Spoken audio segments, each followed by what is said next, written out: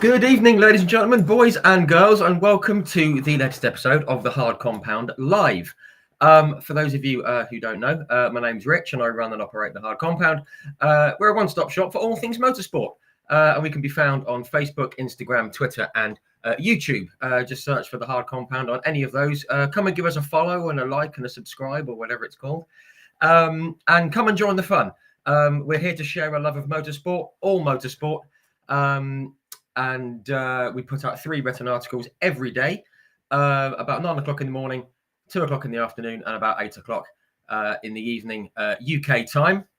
And we cover all kinds of motorsport, from F1 to IndyCar to bikes to sidecars, rallying, NASCAR, and anything else that we can shake a stick at, really. And we cover it in the form of race reviews, race previews, throwbacks, birthdays, breaking news, any like new liveries that are coming out, and all the good and bad that happens in motorsport. So come along and join the fun. In case you hadn't noticed, we also do live video interviews, just like this one. And just like this one, these go out on our Facebook, Twitter, and our YouTube channels only. They're saved automatically in the video section on Facebook and in the live section on YouTube and on the general Twitter feed. So you can go back and watch them whenever you like, as soon as we're finished. We've done well over 150 of these. I'm not going to name all the guests, mainly because I can't. But we've had the honour and the privilege of speaking with the likes of Mr. Mario Andretti, Mr. Jackie Ickx. We've spoken with like British Superbike champion Shane Byrne. We've spoken with guys who've won Le Mans and the F1 World Championship. Who've raced in sports cars, Indy cars, Indy 500 winners, guys like Alan Jr. and Ari Lyondike, David Brabham, Stefan Johansson, Mark Sura. We've had Malcolm Wilson from the world of rallying. We've had Chip Ganassi's come on, a lot of the British touring car drivers, a lot of the BSB riders, and many, many more. So if all that sounds good, do go and check them out in the video section on Facebook, live section on YouTube. But don't do it just yet, because we have got something a bit different tonight. We have got not only our very first sidecar racer, we have got, to me, the sidecar racer, one of the most successful sidecar racers of all time, perhaps the most successful of all time, 10-time world champion, and one of my heroes growing up. So very much looking forward to this. I can see he's ready. I'm ready. Hopefully you're ready. So we're going to bring him in right now. So please join me in extending a very warm welcome to Mr. Steve Webster. Good evening. How are you doing? Steve, how are you? I'm fine, thanks. Yeah. Yourself? Good. Yeah, good. Yes, surviving. Just ticking along nicely. Nice one. That intro gets longer every time. My apologies. No problem. You're getting all the getting lots of people in. It's good. Yeah, well, you've got to do a bit of a self plug now and again, haven't you? But firstly, Steve, thank you so much for coming on and doing this. As I said in the intro, and as I said off camera, I was a big fan of yours when I was growing up. So it's brilliant to speak with you. Thank you so much. Oh, it's no problem. It's nice to be here, and it's the first time you're doing something like this. So if I tend to stutter a bit, I'll press the wrong buttons. Sorry.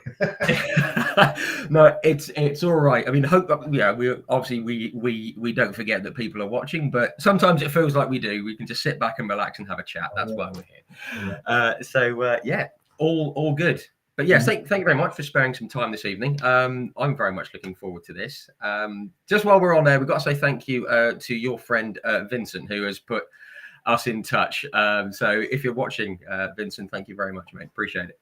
Yeah, well done.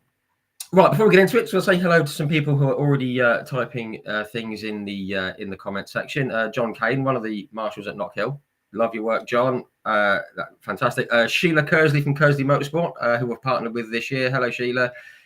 Keith Mail, good evening, Keith, and a few others. If you do have any comments or questions, or have a chat amongst yourselves, or whatever you like, do put them in the comment section, and we will work them in as and when we can.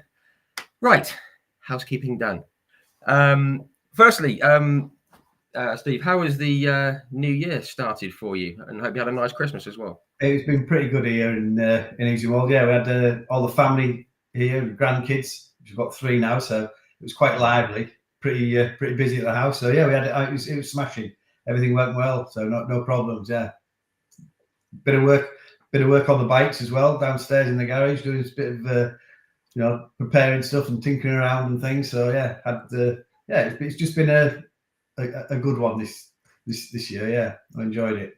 Good to hear, and it's good to hear that you're still playing around with things as well. Because I saw a few bits up at Cadwell Park and things like that. So we'll come to that. But no, it's good. Glad all is well. Excuse me. So that's the present. So glad all is well. We've got quite a bit to cover this evening because you've done one or two things in the motorsport world, and I guess I like to start right at the very start with everyone I speak to. Where did your interest in motorsport come from? Because where you're from sort of between sort of York and Thirsk, way up there in Yorkshire. It's not the first place you think of when you think of motorsport, I must admit.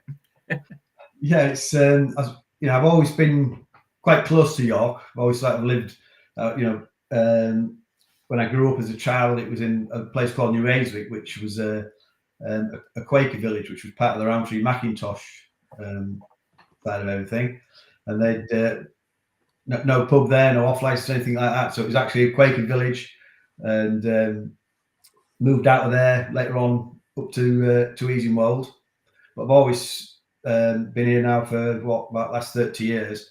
There's about 6,000 people live here, so it's not a massive place. Like you say, it's not no circuits are out around here. So our nearest one is Croft. Probably Croft. That's me, an Elvington, and then we've got Carnaby, which used to be over near Bridlington, but that's gone now. So yeah, so that's but I think I've always sort of I grew up in a racing paddock because my father used to do grass track sidecar racing, and he was British champion in 1967, 68, and 69. So as a young child, I can just remember being in a paddock and around sidecar. So I suppose it was inevitable, really. As I grew older, I was going to sometime I was going to end up having a go on one for sure. And it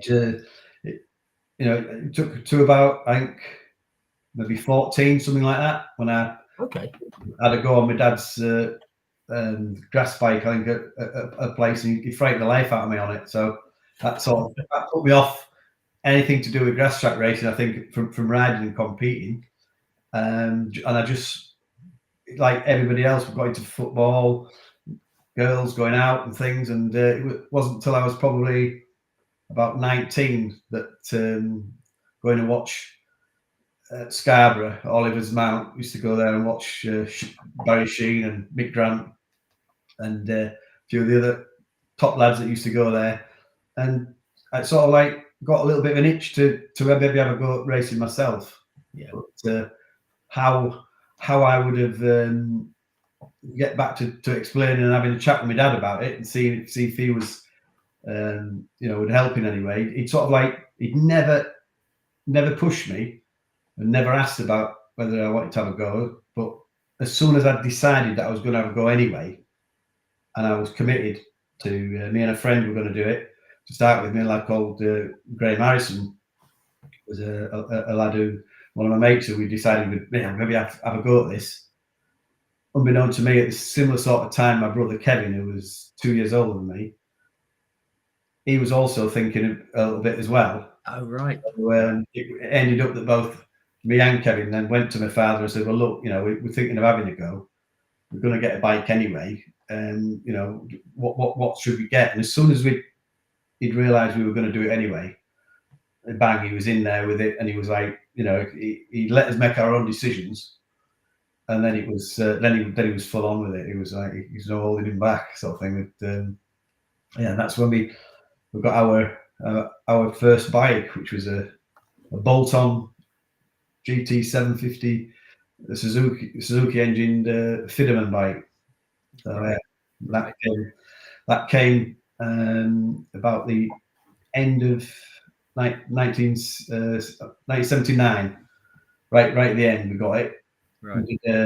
We prepared it best we could with the little knowledge that we had from road racing, because obviously we'd been on the grass racing with a grass outfit for a few years. He towards the end of his career, he did have 2 years on the road with a twin cylinder Yamaha engine, but he didn't really have much success with it because obviously he didn't have the finance properly and the usual things, and obviously 2 little kids that were hanging about at that time. So yeah, so that sort of he was really behind us with the preparation side of the first bike, and we did the best we could to our ability at that time. But it was a bike that wasn't really up to scratch. Really, we'd sort of we got on something. It was fairly fast, but it just wouldn't stop. It wouldn't go around corners, so it was a bit. Apart from that, it was great.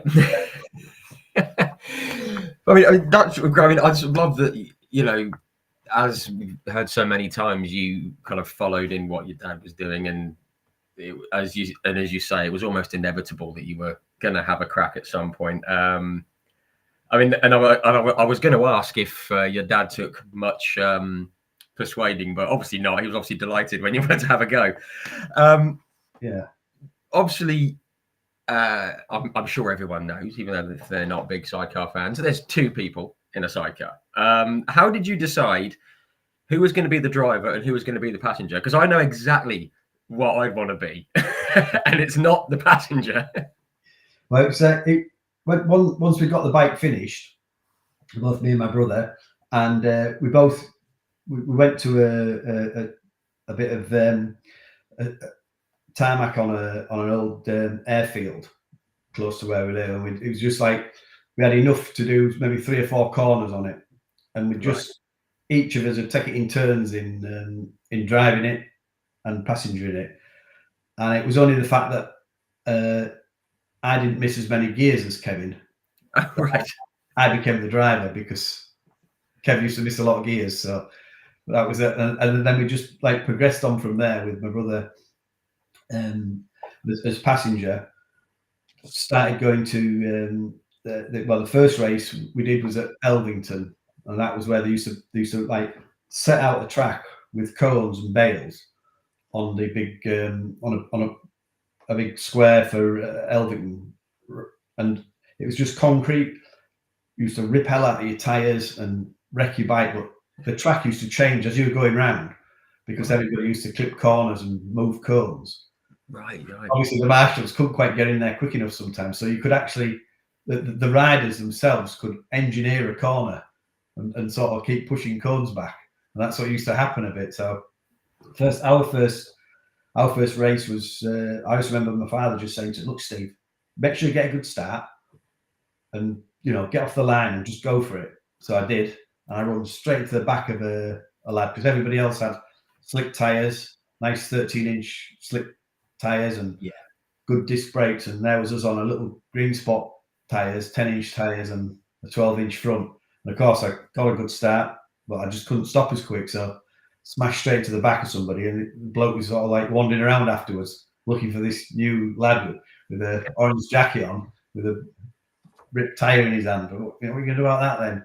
But that was quite a bit of a fast learning curve there, really, where we realised that we'd bought something, spent a lot of time preparing it to the best we could, from talking to people and people helping us. And what we'd done is we'd bought something that was completely outdated and then jumped on it and tried to compete or to race with people with a lot better, more modern and sidecars that were adapted better for circuit racing. So straight away after a couple of meetings, we'd realised that what we're going to do with this. Even as novice, we were struggling with it. So it was then very quickly realised, we're going to have to change it.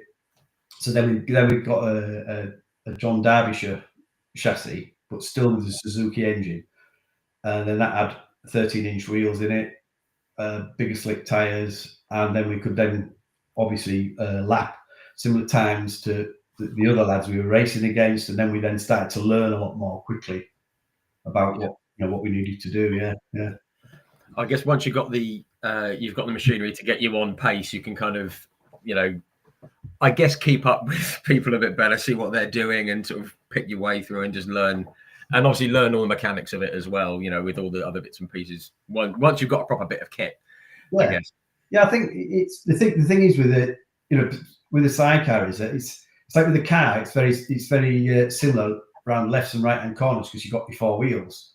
With a sidecar, you've got your 3 wheels, but like around a left hand corner and a right hand corner, it's a completely different animal because around the left hand corner, all your weight goes onto your back wheel, which is your driving wheel. Yeah. And your steering wheel, the front wheel. The chair wheel can be possibly sometimes off the floor, is light.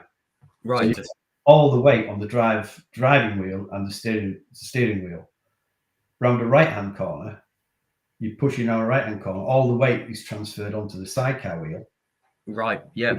Which is a non-driving wheel. So you straight away your driving force, your wheel that is giving you the forward motion as such is wanting to wheel spin. So jeez, that's where the passenger's weight comes in. You've got a bike which is not they're not really stable and safe, let's say, if you try to ride one fast without a passenger, because it's the weight of the passenger that helps to keep the thing stable. Yeah. And how quickly a passenger moves and when he moves into corners, during a corner, and then coming out of corners. It's almost like having a clutch that you haven't got, as a rider, you've not got control of it. Right. The passenger can get on and off the back wheel and make it wheel spin or drive or non-drive. And it's like, so that's the art of it, is you've got 2 people who can both make the thing steer, let's say, in their own way, but you've got to gel together and there's no communication between you. So it's like, it's learning your craft, both as a rider and a passenger, and then getting that to gel together. That's the art of sidecar racing. Yeah. I mean, it's good that you actually mentioned the communications or lack thereof, because I remember, and I don't know if my dad's tuning into this. If you are, Dad, hello. I used to. He probably doesn't remember me asking, but I do remember saying, "Can they talk to each other? Have they got like a radio or anything like that?" Because even at a young age, I remember thinking, how on earth are they doing this? Yeah, being completely in sync, or as in sync as you can be. So I'm kind of glad you mentioned about the communications. We often wondered about having some sort of form of a communication, in the helmets where you could talk to each other. But I personally think that would be a distraction, because I think when you're on it, when you really, full tilt there, it'd be impossible to sort of be thinking about having a conversation with somebody. I don't think I'd be able to do it. I think, if it sort of, I don't know, some passengers sort of whistling a tune while they go along. Might be a bit distracting if you could. Yeah. But usually a passenger, if you've done, if a driver's done something wrong in the early days on the short bikes, the passenger was a lot more closer to you because they were like climbing sort of like over your back and things. So you could often get like a little punch in the ribs or a smack on the back of the head or something if you'd done something completely stupid. But usually it's like almost like you get on with your own jobs and you do it, Yeah, and I mean, there's actually like a nice comment just come in actually on Facebook from Andy Forrest. Evening, Andy. He just said, like a ballet. I was like, that's quite good. It's right in a way. It's almost, people used to say to me, how do you know if you've got a good passenger? And I said, well, I could have got Kurt Waltersberg could have jumped on with me, and Tony Hewitt could have jumped on with Rolf Bieland, and we'd both probably be really slow because your passengers to your riding style. And also the bikes are set up completely different. When you look at the way Alan Michel used to set up his bike to Rolf Bieland, Egbert Stroyer, we all had similar bikes, but the setup was completely different. The way that the position of the sidecar wheel was sometimes more forwards, which put more weight on the back end, so you had more grip and less steering. And it was like some of the lads had almost like set the things up like almost like rally style into the corners to provoke wheel spin and drift, rather than using a complete, a good grip line as such. So it was quite quite different to see the driving styles of every person, as you went along, different teams. Yeah, I absolutely love that, because obviously to the layman, and obviously from us watching in from the outside, they just look like the same sidecar outfit, and someone's going quicker than the other and things like that. And we don't think about all the different setup changes that you can have with the wheel, and know, whether it's in line, slightly out of line, all that kind of stuff. I love all that, and it's so great that everyone was different. They all had a different way of doing it that worked for them and suited their style and everything. One thing I do want to ask on behalf of, because there's been I've had a few emails coming in asking about this. I popped it in the notes beforehand. It was obviously, we can see the passenger, which was your brother to begin with, and then you had a few other passengers on, and we can see them sort of leaping from side to side and doing their thing. A few people were saying, do they sit in the sidecar? Do they lie down? Do they crouch? Are you wedged in and stuff like that? And I've looked at it, so I'm not going to answer it, but I just thought I'd pass it over to you to say what your position was as the driver, just before we get into all the championship stuff. As a driver, you're actually you're knelt in it. You're knelt in the sidecar, and I used to tend to like wedge my elbows into the fairing, so that it was just my arms that I was steering, the wrists and bottom of my arms that I was steering with, rather than my shoulders and my top part. So that if you went into a corner with the G-forces you get sometimes, it can throw you around a lot. And if you're holding on the bars, it would almost steer you, and start to make the bike unstable. A lot of the lads used to put like a pad underneath so that they'd rest on it with the chest to take the weight under braking. But again, each rider has his own style of, everybody looks like they're kneeling in it the same, but some have a pad underneath to hold the weight because they can't physically hold their weight on the handlebars. Under braking and acceleration, you need that support and that help, and that's where I say I used to. My thing was I just jam my elbows into the side of the fairings, but a lot of people don't like doing that. Right. So I say it's different. And then the passengers, they sort of like you kneel on the platform, and then they sort of drop sideways, so the bum goes down. So they've got knees, and then they just drop down, and then you tucked in. That's on the straight. You've got your head down, you tucked in, and you're just right next to the back wheel. So that's the most stable it can be. And then if you're going really hard into a left-hand corner, the passenger needs to stay over the back wheel until the driver's finished braking. Right. So, because if the passenger gets off too early and gets over the left-hand side of the bike before the driver's finished his braking, the back wheel will lock up, and then you can end up spinning. Jeez. So the passengers, I mean, I never experienced this because I never went that fast as a passenger when I had to go on one. Frightened the life out of me, so I wouldn't do it again. And Tony and Paul and Gavin, a few good passengers that I had, said there's almost like a sweet spot time when you're turning into the corner, in between when the rider's finished braking and just starts to turn. It's almost like a bit of a weightless, that you're not fighting the gravity and the push against it of your own weight. And when you watch the good passengers, they're all doing that. Kurt Waltersburg, Tony Hewitt, Gav Simmons, all the lads I had were good, and they knew exactly what to do, and they would always stay over the back wheel until the driver's finished his braking, and then they would move. So then you could then set your brakes up on your bike so that you could brake proper hard and it would stay in a straight line, and you wouldn't get any twitching or any dramas basically. So anything like juddering or anything like that, which you can. Wow, love that. Like the science of it all. It's great. I listen to that all night. It's brilliant. I sort of love that. Just different ways of driving and racing and things like that, which is terrific. What I do want to talk about though, I've just seen a comment in the comment section. Keith Mail, evening Keith, Facebook. He says this is fascinating, real insight into how it all works. I am replaying the races I remember from back in the day in my head while listening to this. You aren't the only one, Keith. This is great. I'm glad it's not just me. You're painting a picture, Steve. This is lovely. Really lovely. Some good memories from me and a few others as well.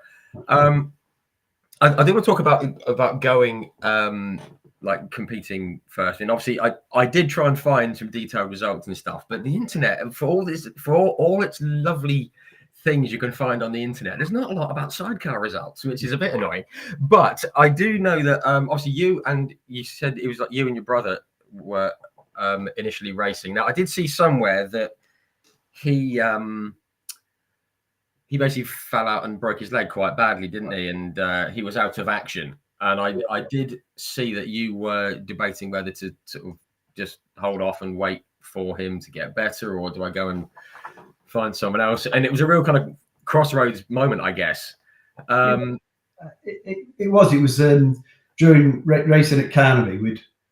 That was where we'd been going and club racing a lot, and it was it used to have one national there. I think it was a Carnaby Bonanza, they used to call it. It was a national event.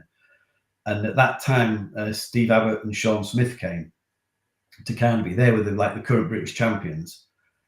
And I remember getting off, I think we were second behind him at the start of the race. And I just watched him go through the chicane. I thought, if he can do it, so can I. And I couldn't. It was good in theory. It was Kev flew out the back, and then I went in the like potato field at the side and broke his leg pretty bad. So that was another part of our learning curve, let's say, of we just tried to go too fast too soon with the bike, and somebody at that time with Steve Abbott and Sean Smith's caliber and race experience, we should have just finished second to him instead of trying to keep up with them. But we learned. But Kev broke his leg quite badly, and we had a bit of chat about it. And Kev just said, "Look, I'd love to get back on, obviously, because I want to race and that, but it could be out a year." So he said, "You're better off see if you can find a passenger to help out." So that's when Tony Hewitt came along. Never met Tony or anything before. Somebody had just given me his name and said, just give this lad a ring because he's, he might be able to help you out, sort of thing. And I remember leaving a message on his answer phone at home. And he said afterwards, I didn't know that. He says, I didn't know this Steve Webster bloke was. He said, but some young lad. And anyway, got back to us, and then that started a partnership that obviously went on to to like win British championships at Clubman's British Championship in, I think, 1981. It was at Marlborough, the Marlborough Clubman's, and by then we'd got a little bit of support and backing from a local businessman, Paul Seward, who was an agricultural dealer who used to bring in Case tractors and sell them. He was a dealer in tractors and big farm machinery and things. And he'd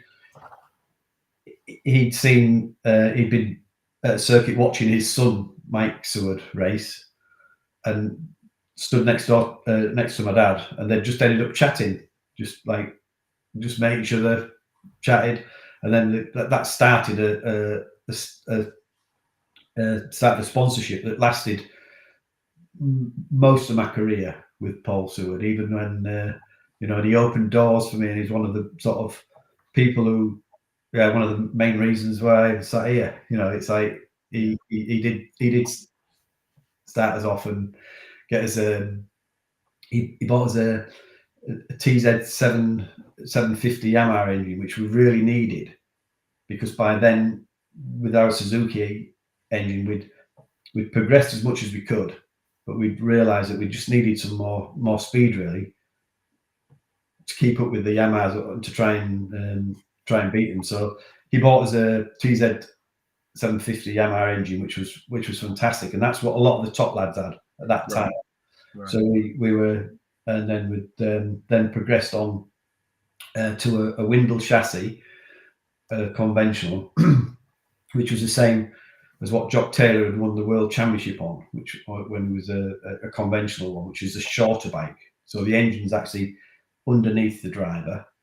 And that's the type that they use at the Isle of Man now. and the Formula, what they call the Formula 2. The Formula 1 bikes, which are what the lads use for the World Championship, the engine is actually behind the driver, so they're a long wheelbase. So going back, what we've done is we obviously got the best conventional outfit that we could have with the best engine in it, and that's what we used, both myself and Tony, to win the Marlborough Clubman's in '81. And at the end of the year, it was I think the race, the final was at Brands Hatch, I think, and ourselves, and then there was Darren Dixon and Terry McGar. They also had a chance of winning the championship, so it was down to the last round. And unbeknown to us, Dennis Trollope who backed Jock Taylor, who sadly lost his life, wanted to carry on with somebody in the sidecars and bring on and sponsor a new team. And it was obviously whoever was going to win that Marlborough Clubman's were probably the people who were going to get it. So there was quite a lot racing, quite a lot on that race. So riding on it. Yeah, luckily we won it, and we also then won the championship. And Dennis and Fowlers, they backed us, and then that was a good, obviously a big step up for us suddenly to have somebody supplying our engines rather than having to run it ourselves and to finance all the parts and the upkeep of it and the maintenance, and to have somebody like Dennis Trollope who knew exactly everything that you needed to use, all the best parts. It was we were like a kid in a sweet shop, because we could have all these different, we knew, or been told, you need to get one of them, you need to have some of that, some of that. So it was good.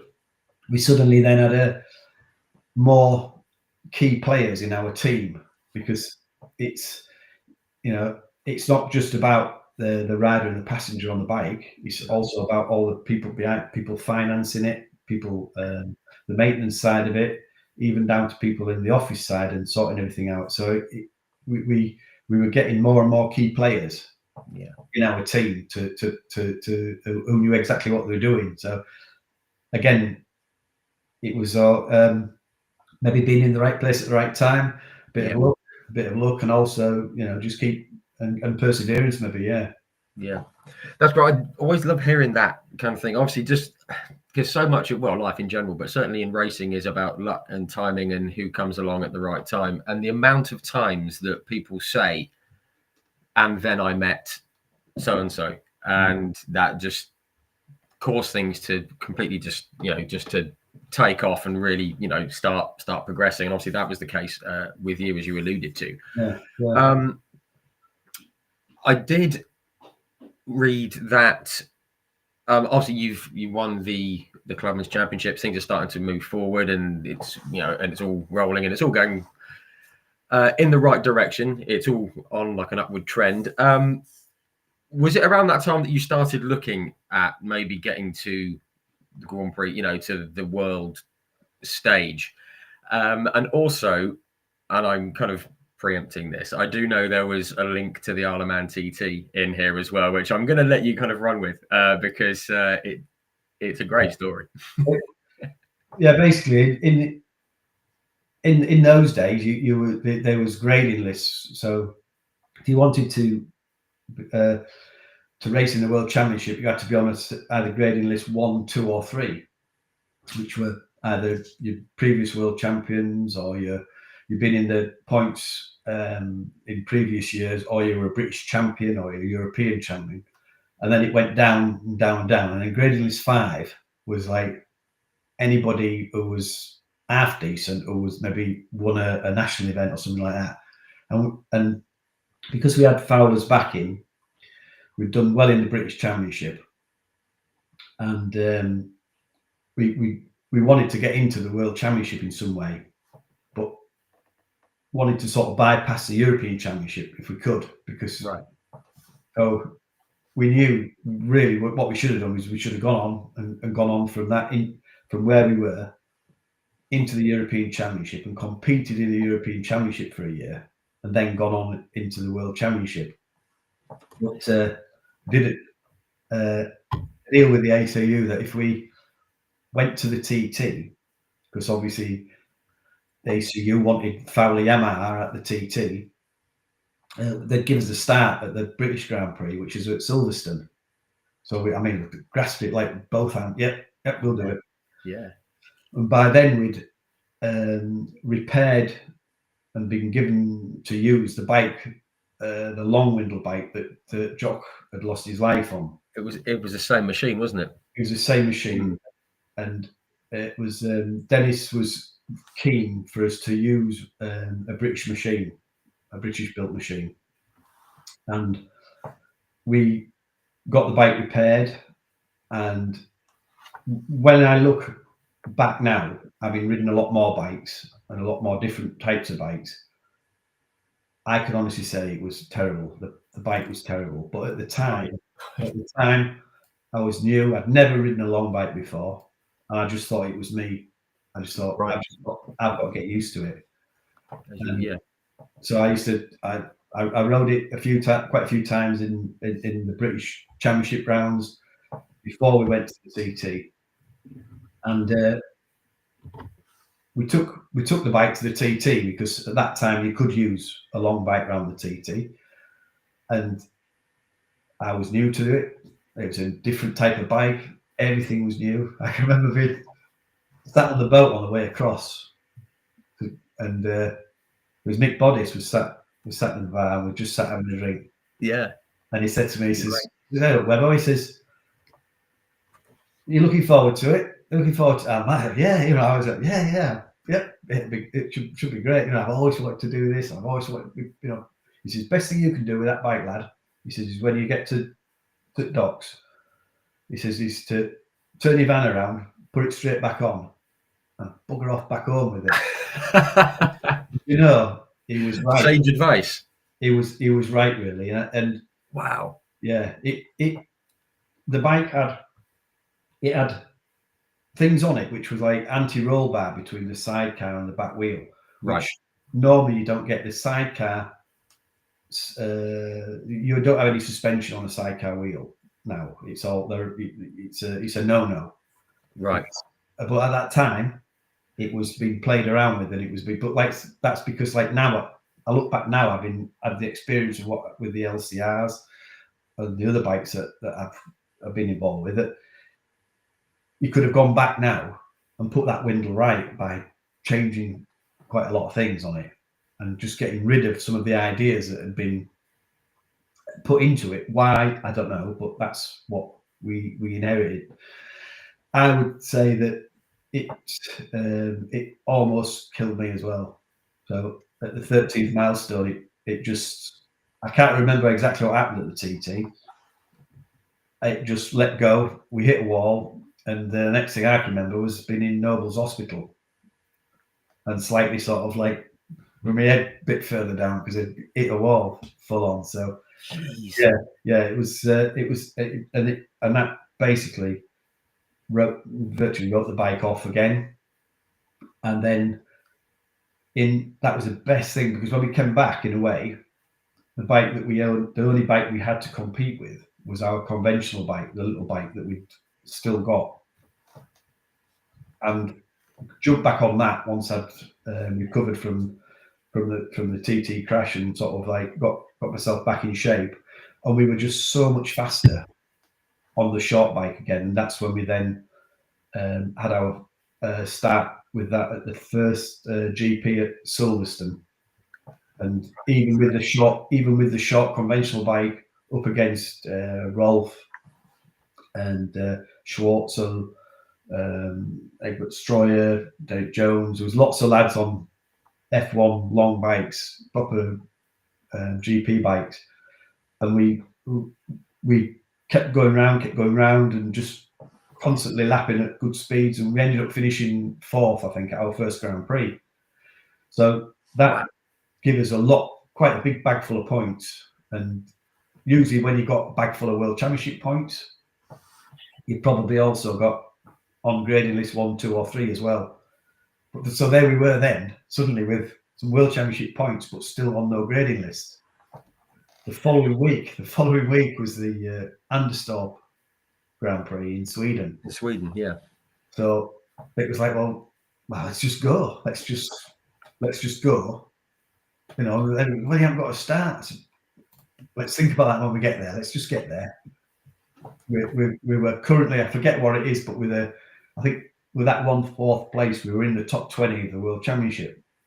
So really, the organizer had a bit of a dilemma maybe, because he's like, suddenly, they're here. And we were there. And we were like camped outside the circuit. And it was with, we went with Steve Williams, a solo rider at the time, who was also riding for Yamaha. And we were like camped outside in the circuit, outside of the circuit, just waiting in the car park, because we couldn't get in because we didn't have any tickets, because neither of us had a start. And then we ended up actually like borrowing some tickets from somebody who was already in there and getting in. And once we got into the paddock, and then obviously then we had a bit of electric. We could like stay there, and then we were just backwards and forwards to the office, trying to sort of convince them that they should give us a start. And that's basically how I got into the World Championship, let's say, because the guy I think he just got so fed up with me, sort of like, oh, God's sake, go on, you can try. And I think we had Let's get in. two practice sessions to try and qualify, because in those days you might have 40 sidecar teams. Wow. Well, trying to qualify for say 24 people on the grid. Right. The rest of the 24 are starting on for the race. But once qualifying's over, the rest of you going home. The rest of you just going home. So right, it was quite full on. It was all the sessions were like proper qualifying. And anyway, luckily we qualified for that event, and I think we finished 14th in that one, because that was when we realised that at Anderstorp there was a lot of quite tight corners and hairpin corners. Unlike Silverstone, which were fast, flat out, a lot of fast corners, we realised that the chassis we had, the short chassis, was smashing for somewhere like Silverstone, but come to a circuit like Anderstorp, right, we needed a different chassis. So that then, that was like, right, how are we going to get an LC? Then we decided that we needed an LCR.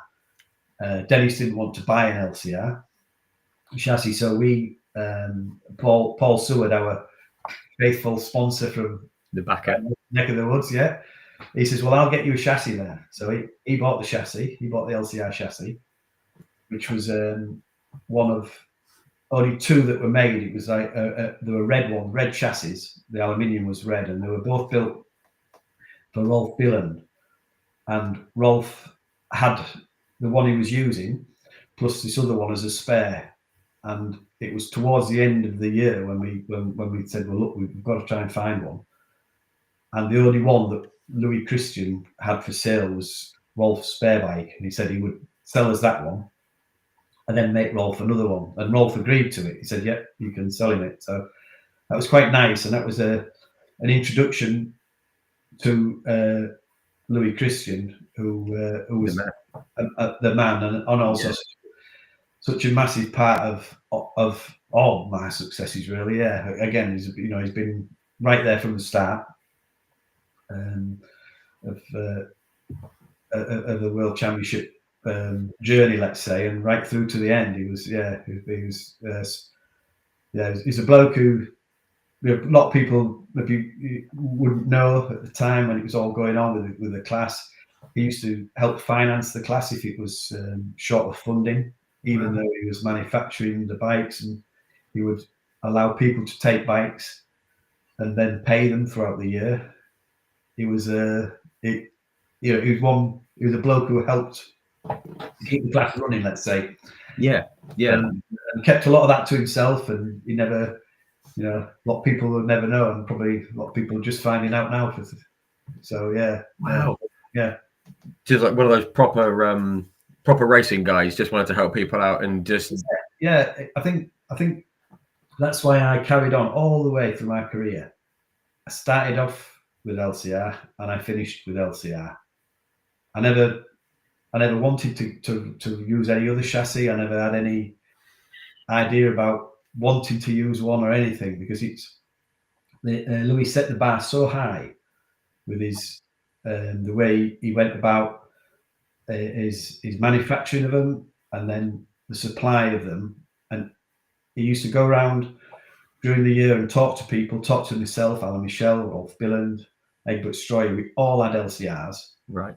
And he'd say, what do you fancy changing if you something for next year? And I'd maybe say, I could do with a slightly different sidecar wheel position. And Alan Michel would probably say, I could do with a slightly different suspension. And next year's bike could have all those things on.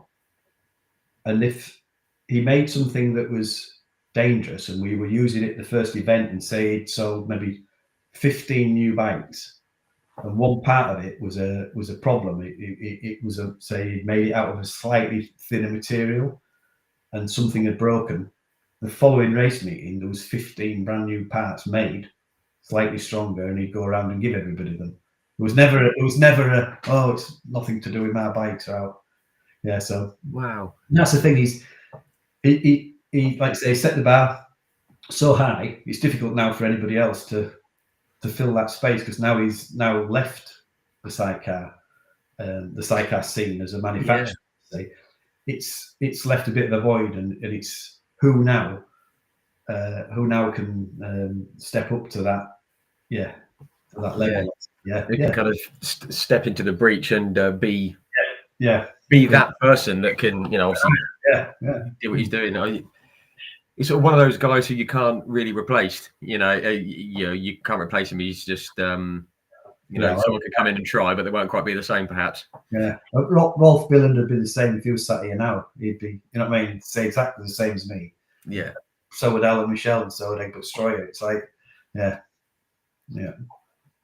It's just, it's just sort of lovely to hear there was someone right in the middle of it, right in the thick of it, that was just so well respected and just sort of loved by everyone because of just how he was and what he was doing. It's just that's quite a rare thing in any race series, isn't it?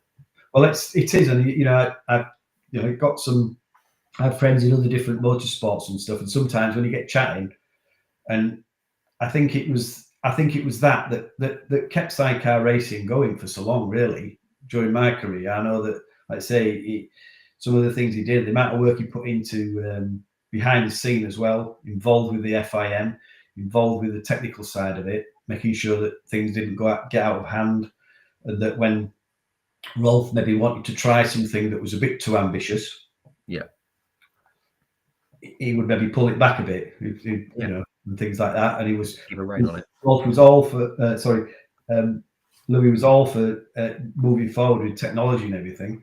But I think every now and again he used to have to maybe sort of say to certain people, whoa, that's maybe a bit of a step too far, or that's maybe and by talking to Louis, he would have helped to keep the class and the bikes at a level where everybody could afford them. He could manufacture them safely. That didn't become unsafe, and nothing. It kept it kept the class safe, affordable, and competitive. Yeah. Which is basically the three things that any series needs, isn't it? Because we touch on this all the time. It's the cost of things is what holds people back. I mean, you can have all the talent in the world, but if you don't have the deep enough pockets or things like that, and obviously keeping things on the level cost wise is only going to help. That's great. Because I knew that he made the chassis. I didn't realize that there was all the other stuff going on, which just takes him up in the estimation even more, which is fantastic. Right. I mean, I just want to step into, because you had a few years, obviously, where things, you did the couple of rounds in 83, wasn't it? And then 83. Yeah. And then it got better through 84. I think you took 8th overall, and things were just starting to snowball a bit. And you were starting to be competitive, running up at the front, championship contenders as well. Just on the subject of money and sponsors and things like that, when you started getting the results in the World Championship. And obviously there was some decent media coverage at that time, which there isn't now, unfortunately. Was it a bit easier to get brands and backers and things on board? So obviously you had a core of terrific sponsors which have been with you the whole time, but was it a bit of an easier sell when you started doing well and getting some better results on the world stage?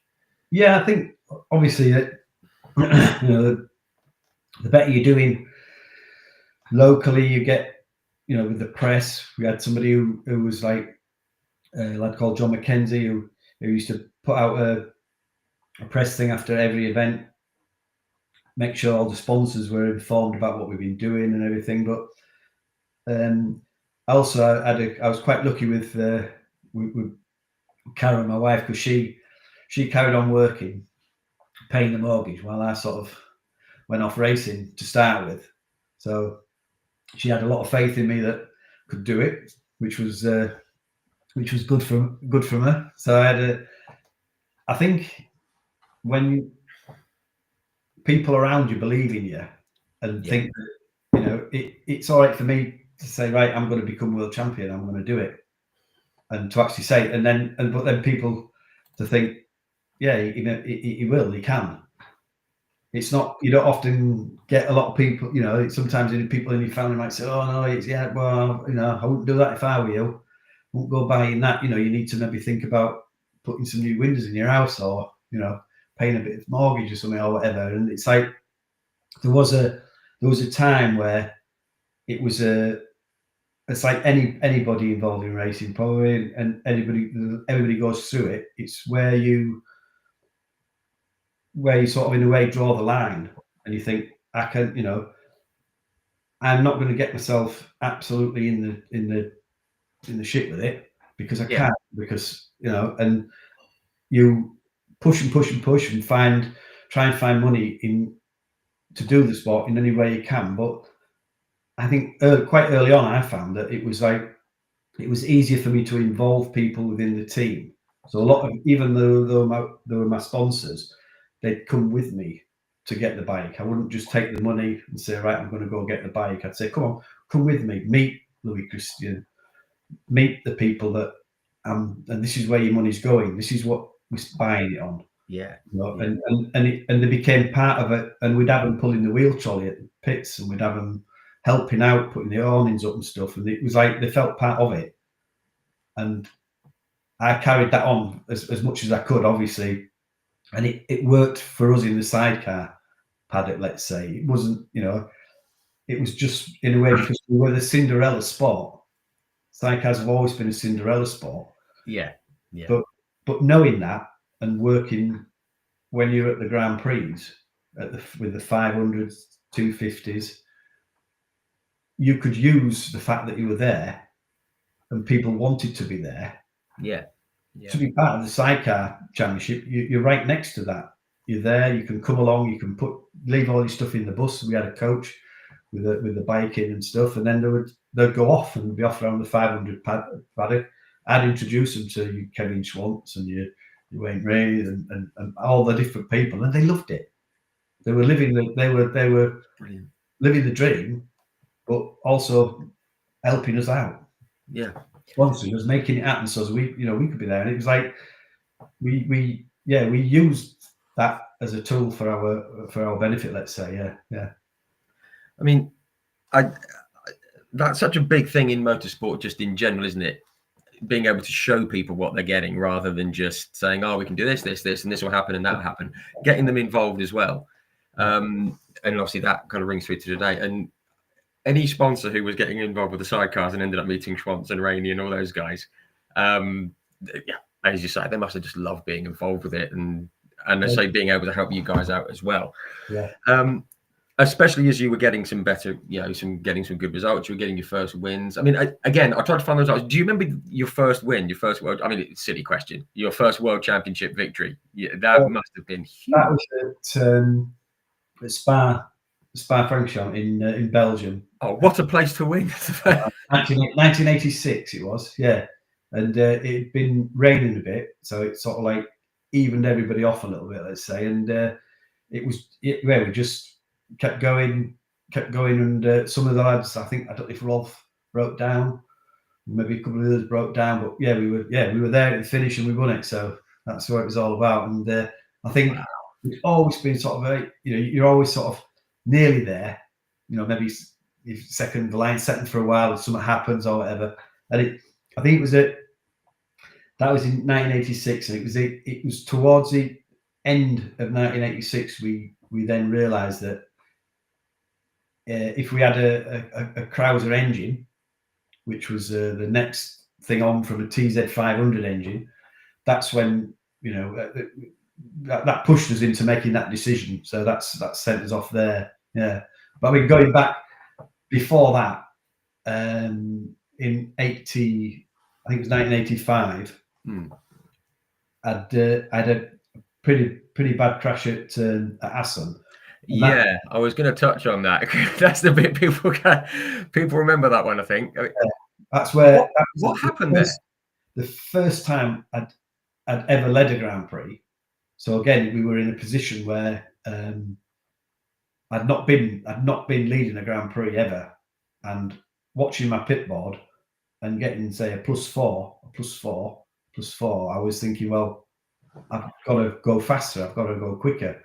And there was a dry line because it had been raining a bit beforehand, but there was just a dry line if you stuck on it. And we just went down the left-hand corner that coming back towards the start-finish line, and it just went wide, clipped the grass, and then that was it. We were gone. God. And it was impossible, obviously, because the grass was wet. You're on slick tires. It just went spun, and then just went backwards into a ditch, and then everything just. I came out with the fairing, broke my arm. Jeez. Tony broke some bones in his back, so it really put us out. But afterwards, it was like everybody was like, "What happened there?" And usual thing a driver will do is he blame you. The best way is just blame your passenger. So always. Or then you'll say something like maybe, "Oh, it was the tires," or it was your brakes, or you. And then I looked at it.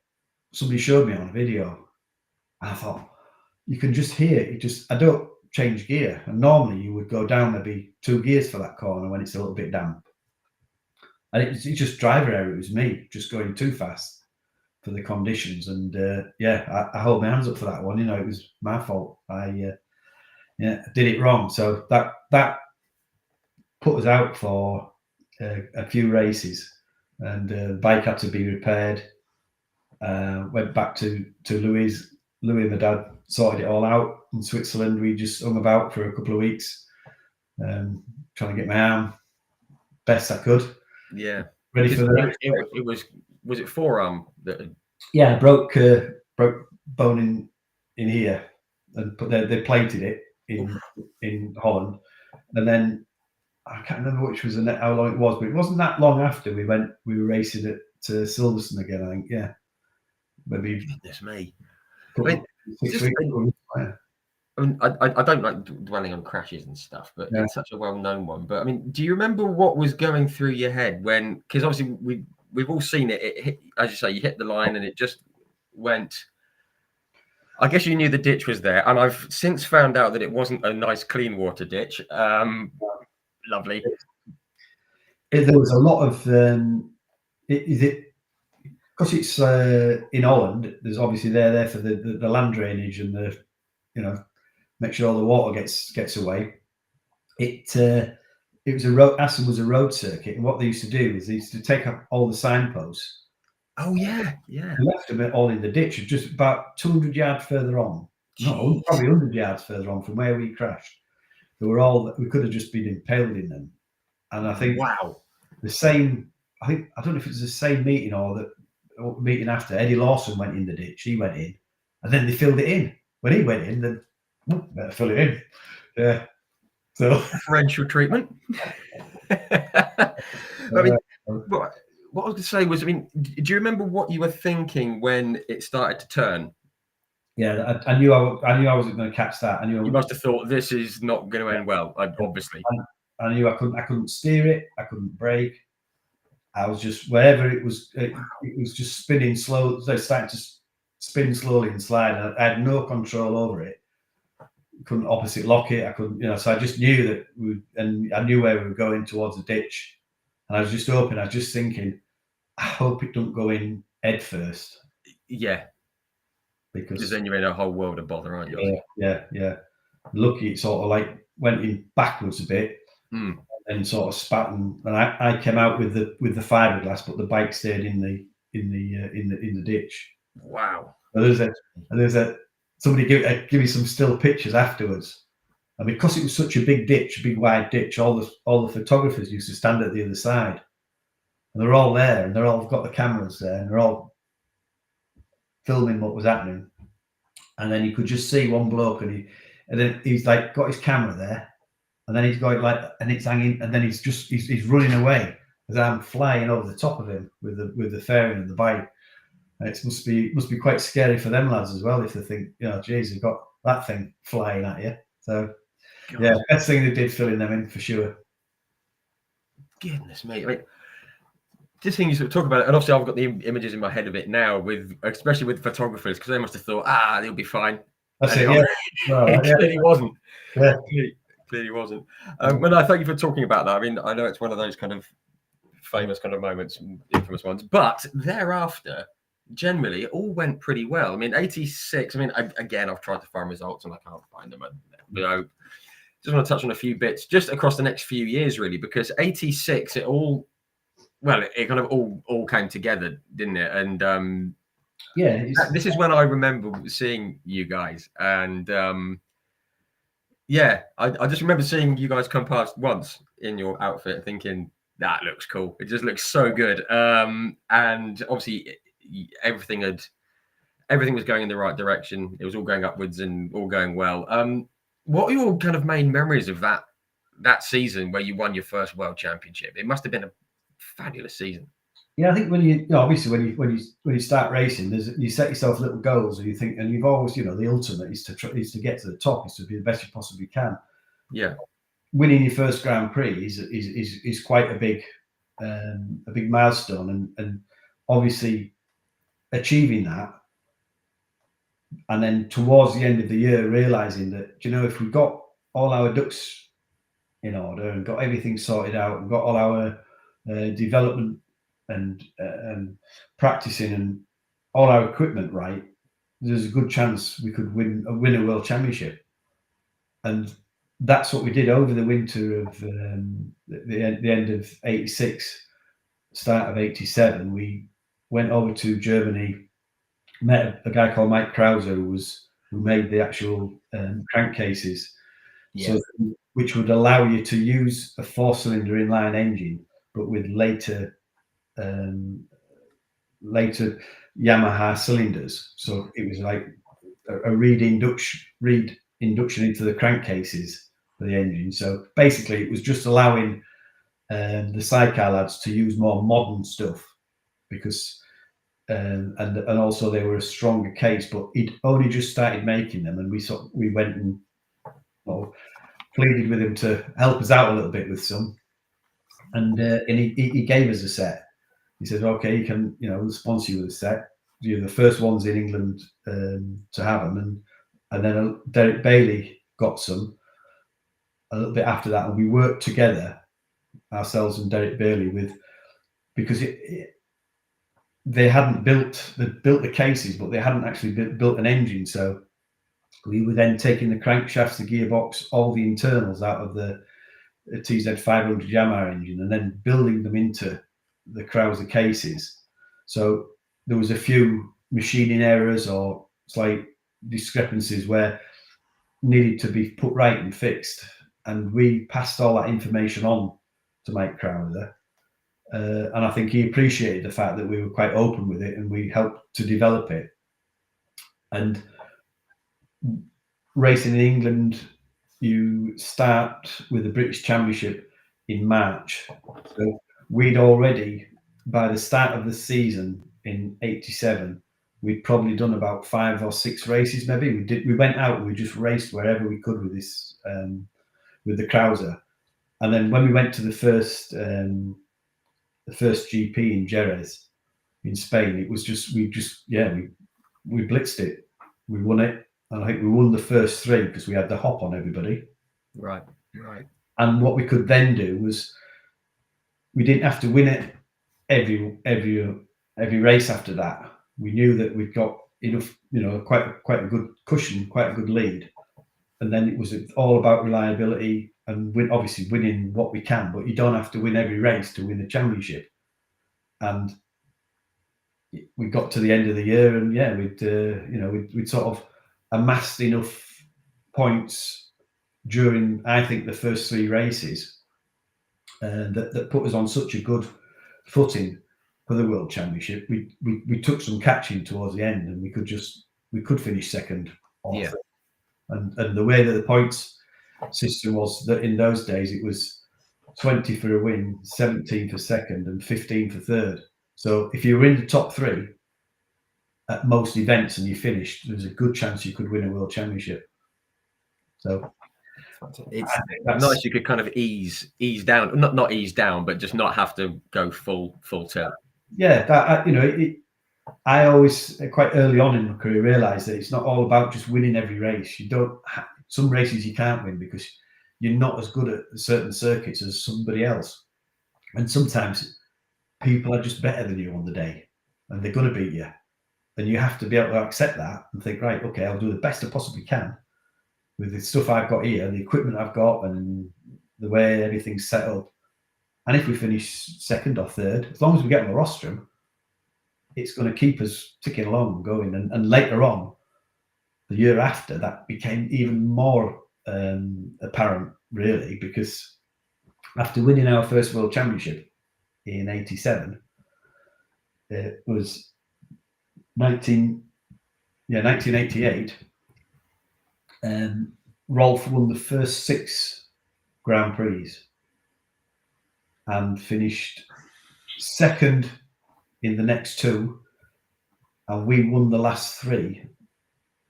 And all he had to do at the Czech Grand Prix, which was the last one, was to get 1 point to win the World Championship. All he had to do was finish, right?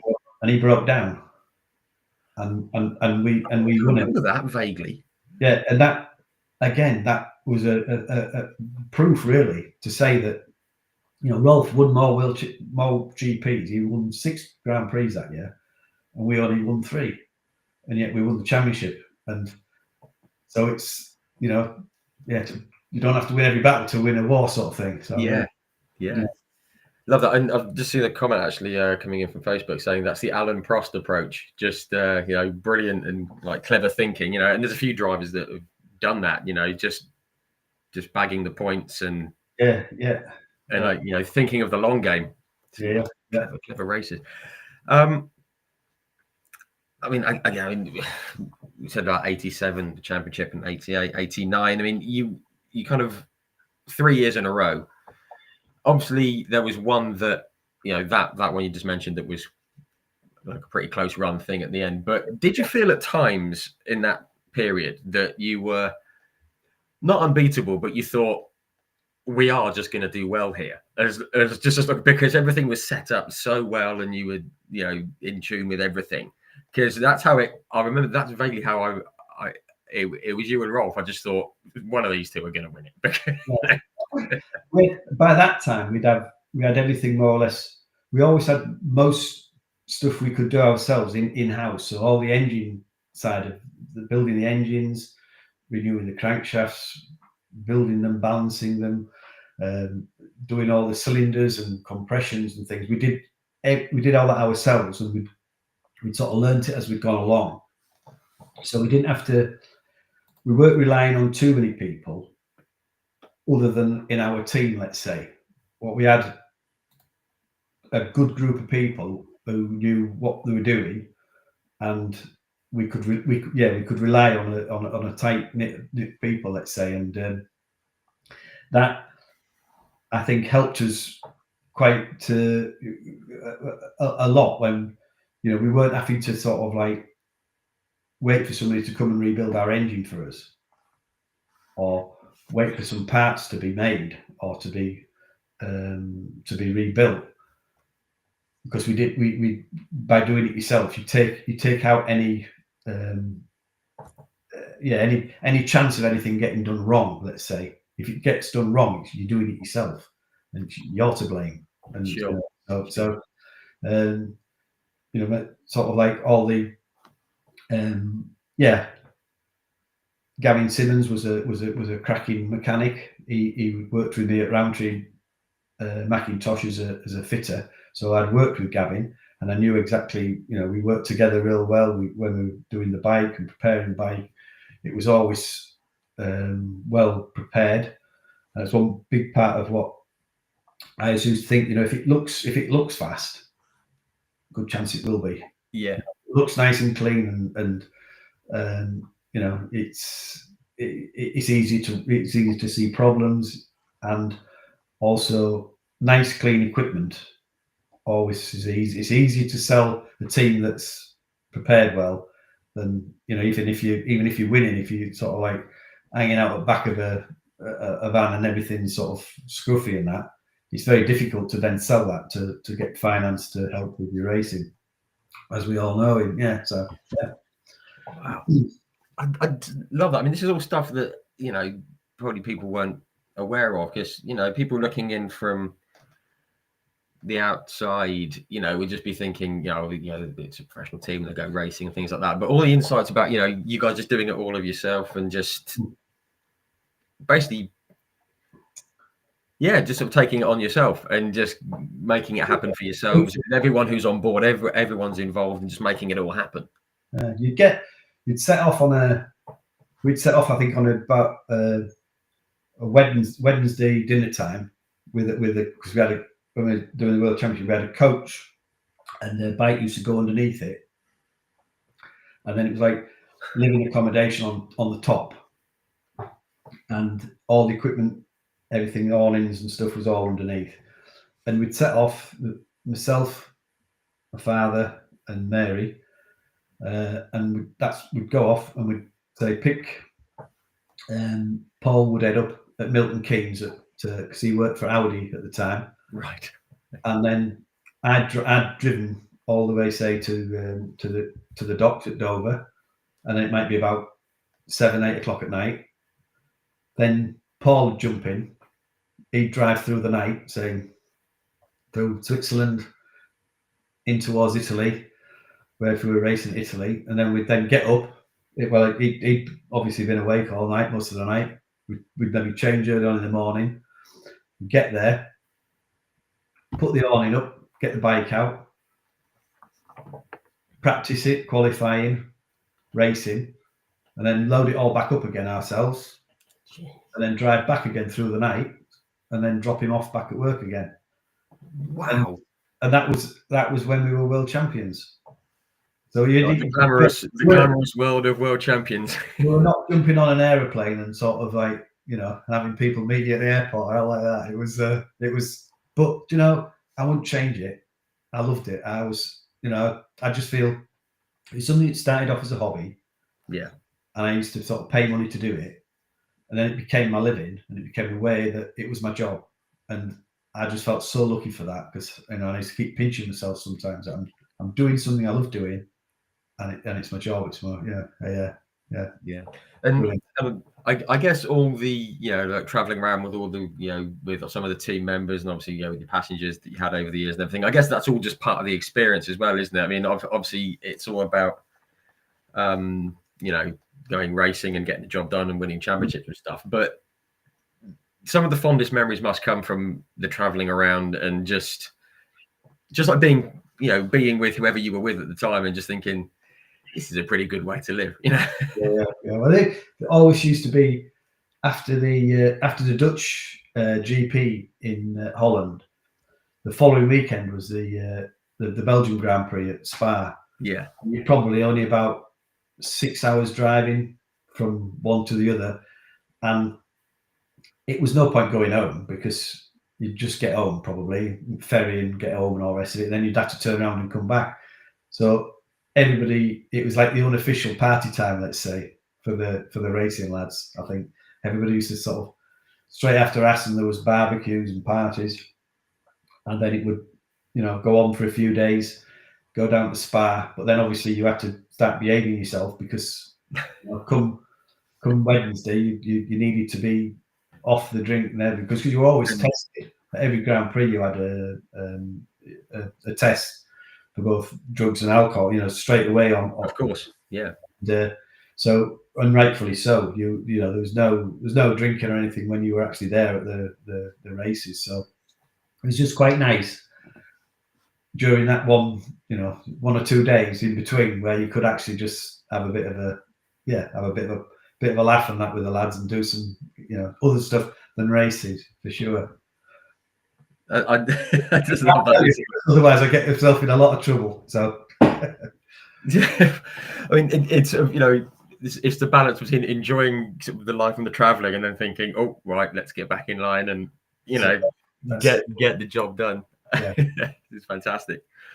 I did want to fast forward a bit because obviously, I mean, I won't say it was a lean spell because obviously you were still competitive and going well, but scandalously, I've got here no title between 89 and 97. What on earth? No,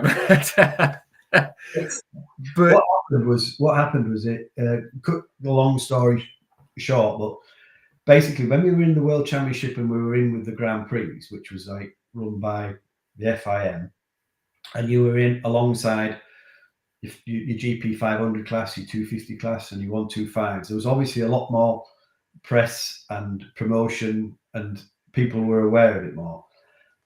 Once Dorna and Two Wheel Promotion, which was part of Bernie Eccleston and Dorna, took over the running of the World Championship for the motorcycles. The sidecars got pushed out, let's say, a little bit. Yeah, so we didn't have a home of a.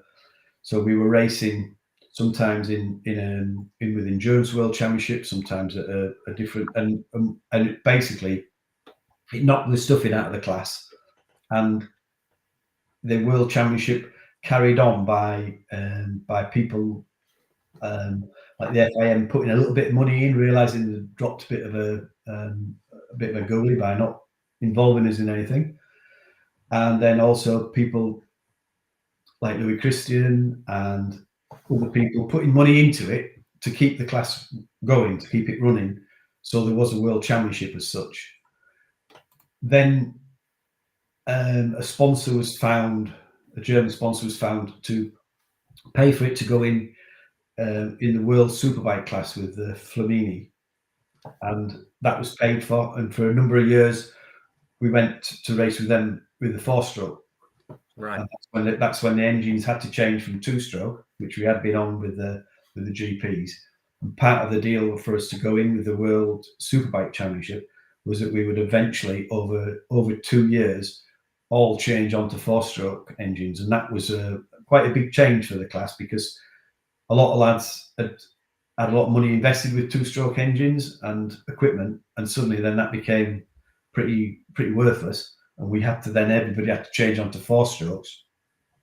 I rode for a German team, the Steinhausen Racing, and they had they were on 4-strokes, so it was quite. They'd all obviously raced, I think, for a year previous, so they had a lot of idea, information, and about the 4-strokes and racing them. And so I was brought in as a rider, let's say myself and Dave James, to use the 4-stroke engine, and one of the first ones in that crossover time. So that was about 1999. Just right.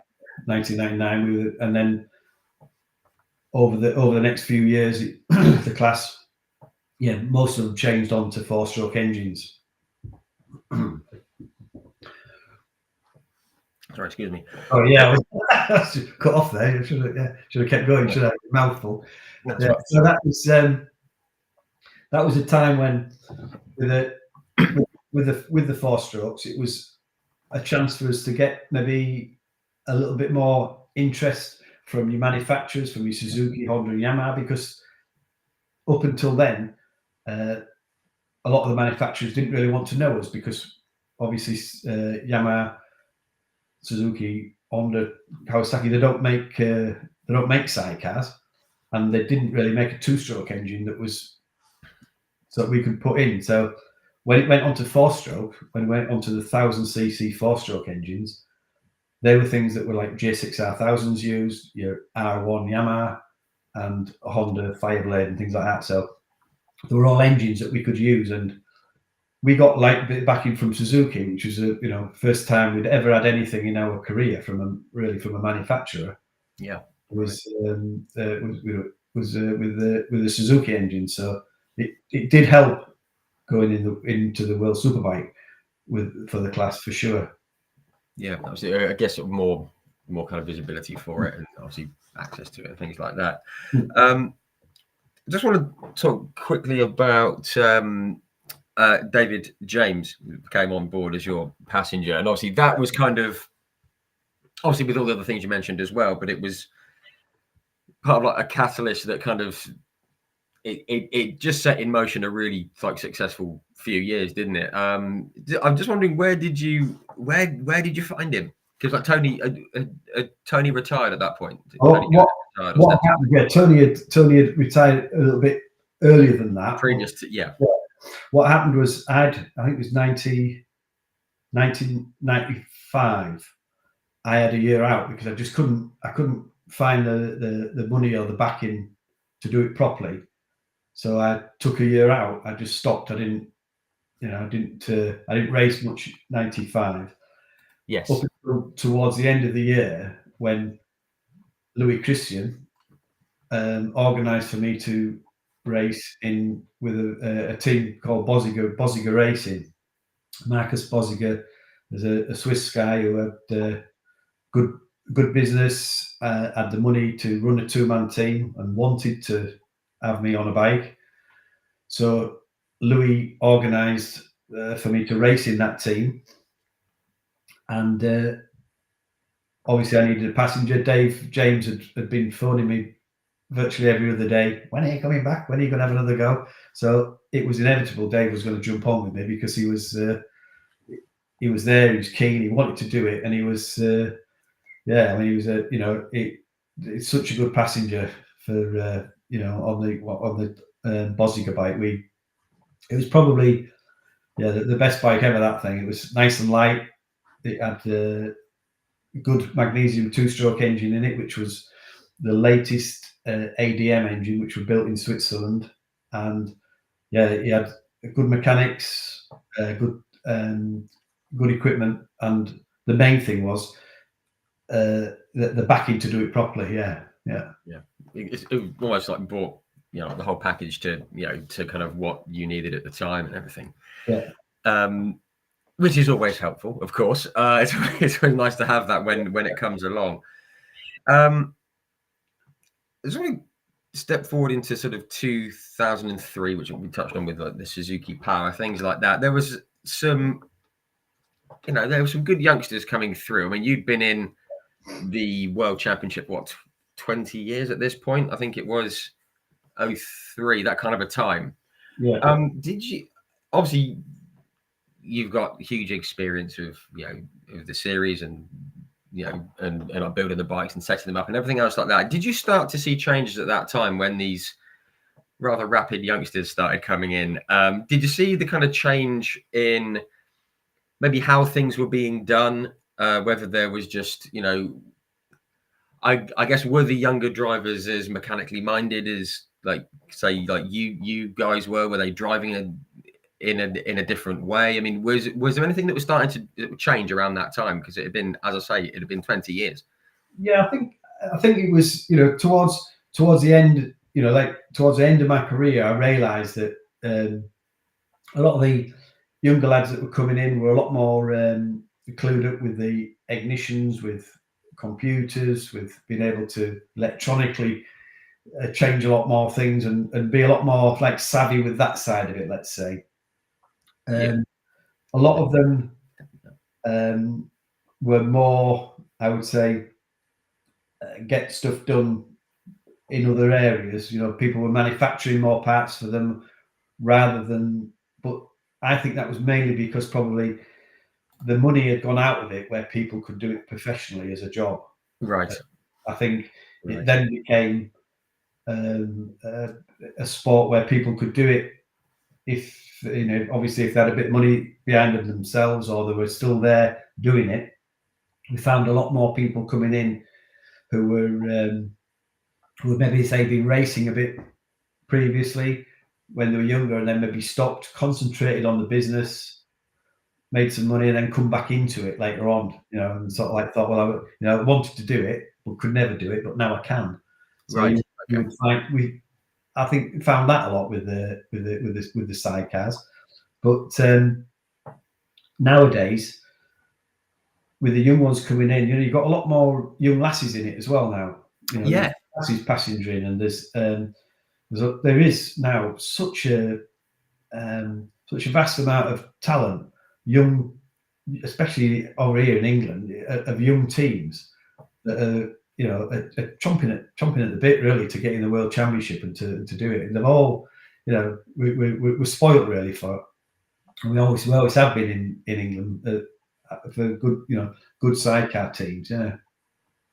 And I think it's a good thing that you touch on there, because I mean, it's obviously within sidecars and across motorsport in general, there are more like female racers and engineers and analysts and everything else like that. But that's something that I did spot. I went to the British Superbikes. It's been a couple of years now, Brands Hatch, and I think there was at least 3 of the sidecar teams had a female passenger or a driver or someone who was heavily involved in the team, and that's something that I guess just didn't happen before, did it? I mean, because it was such a male-dominated sport, and it's great to see that, these like young lasses are getting involved. It's fantastic. Used to have a few lasses used to do. Julia Bingham, she was a passenger for Dennis, her husband. But there's just more. I think there is, like I say, there's more now, and I think a lot of it might be to do with the modern bikes with 600cc engines. They're not so aggressive and not so snappy and difficult in the corners. Even though they're faster, the 600, some of the lap records are going, so they're actually lapping faster with a smaller engine. So they're very, very fast around the corners, and it's maybe that the smoothness of the bikes. It's maybe not. I wouldn't say easier because they're going faster, but it's maybe just a more. It's more akin to keeping the thing smooth and not using the grunt power and coming into a corner, loads of wheel spin and smoke, and they have to, they have to be smoother. So therefore, the lasses can handle it a bit better and can maybe do their job better. Let's say, yeah, absolutely, fantastic. It's great, and it's just nice that things are opening up a bit more as well, and there's not that kind of you can't do this, you can't be here, or even from their side, I don't want to go in and do it because it's full of like grease monkeys, basically. It was only a couple of years ago. Emmanuel was Todd Ellis and his girlfriend Emmanuel, who was also his passenger. They won the World Championship. So there you go. That says that's brilliant that they can do that as a team. Yeah.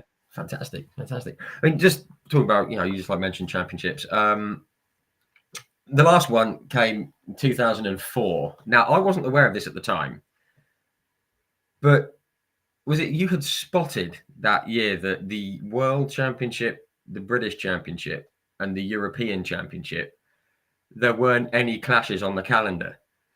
Yeah, there was. And you just thought, why not? Why not? Yeah. I think that it was there was. I think there was one clash, and it didn't matter. We could, if we amassed enough finishes and enough throughout the year, we sat down and sussed it out. And we thought, we can do it. We can actually win the World Championship, the European and the British, if we don't have any major breakdowns, or we don't mess up. And that was because the World Championship was actually on over I think it's 3 days. It was in Germany because it was such a a year of turmoil for the World Championship, Yeah. just decided to put it on over one weekend. So the main championship was the European Championship, which was in Italy and Croatia, places like that, Spain, France, I think Holland, and we sussed it out that we could actually get to all the events and come back for the British, go over to another race over, say, in France, then come back. So we were constantly on the move. Jeez. But, yeah, and I think basically that's what, when I look back now, that's probably what sort of it was. Maybe just was it a step too far for me? Right. Yeah, Right. mentally and physically. Yeah. That was the sort of this parting gesture, let's say. That's, it was a year that I thought we did it, but at what cost? Because the following year was, I did a few races, but I just thought, yeah, that's, yeah. It kind of does. I mean, Yeah. I can't imagine. I mean, I'm not going to bring in age into it or anything like that. But I mean, even someone who's like 20 years old, it was a mighty undertaking to do all the championships, all the traveling, get the bike set up, get it all ready, and just bring it all together so often for different circuits, in different chassis and different.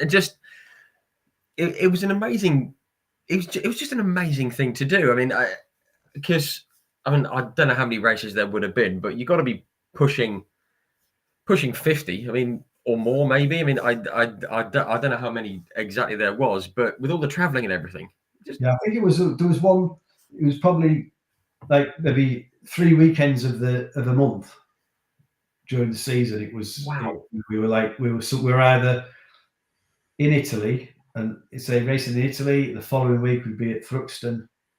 Then probably the following week after that we'd be in Assen, and then we'd be back over to Ireland for Kyrgyzstan or something. Or it was like, but it was possible to do it, and that's just sort of like burnt me out. Yeah, I'd say, yeah, and but it was a fantastic thing to do, and I'm glad I did it. Yeah. But, because you won all 3 championships, which kind of helps. Yeah. Kind of takes the sting out of it, I guess, doesn't it? I mean, did you honestly think that you could win all 3? And obviously, you've been doing it for years, and you're all very, very good at what you're doing. But did you really think we can do all 3? We can win all 3? You always think, yeah, we can do it, but then there's always that element in there of a breakdown, of a crash, of the truck, of the bus breaking down, and you're not getting somewhere, or you're missing the ferries, or there's going to be things along the way which are going to sort of put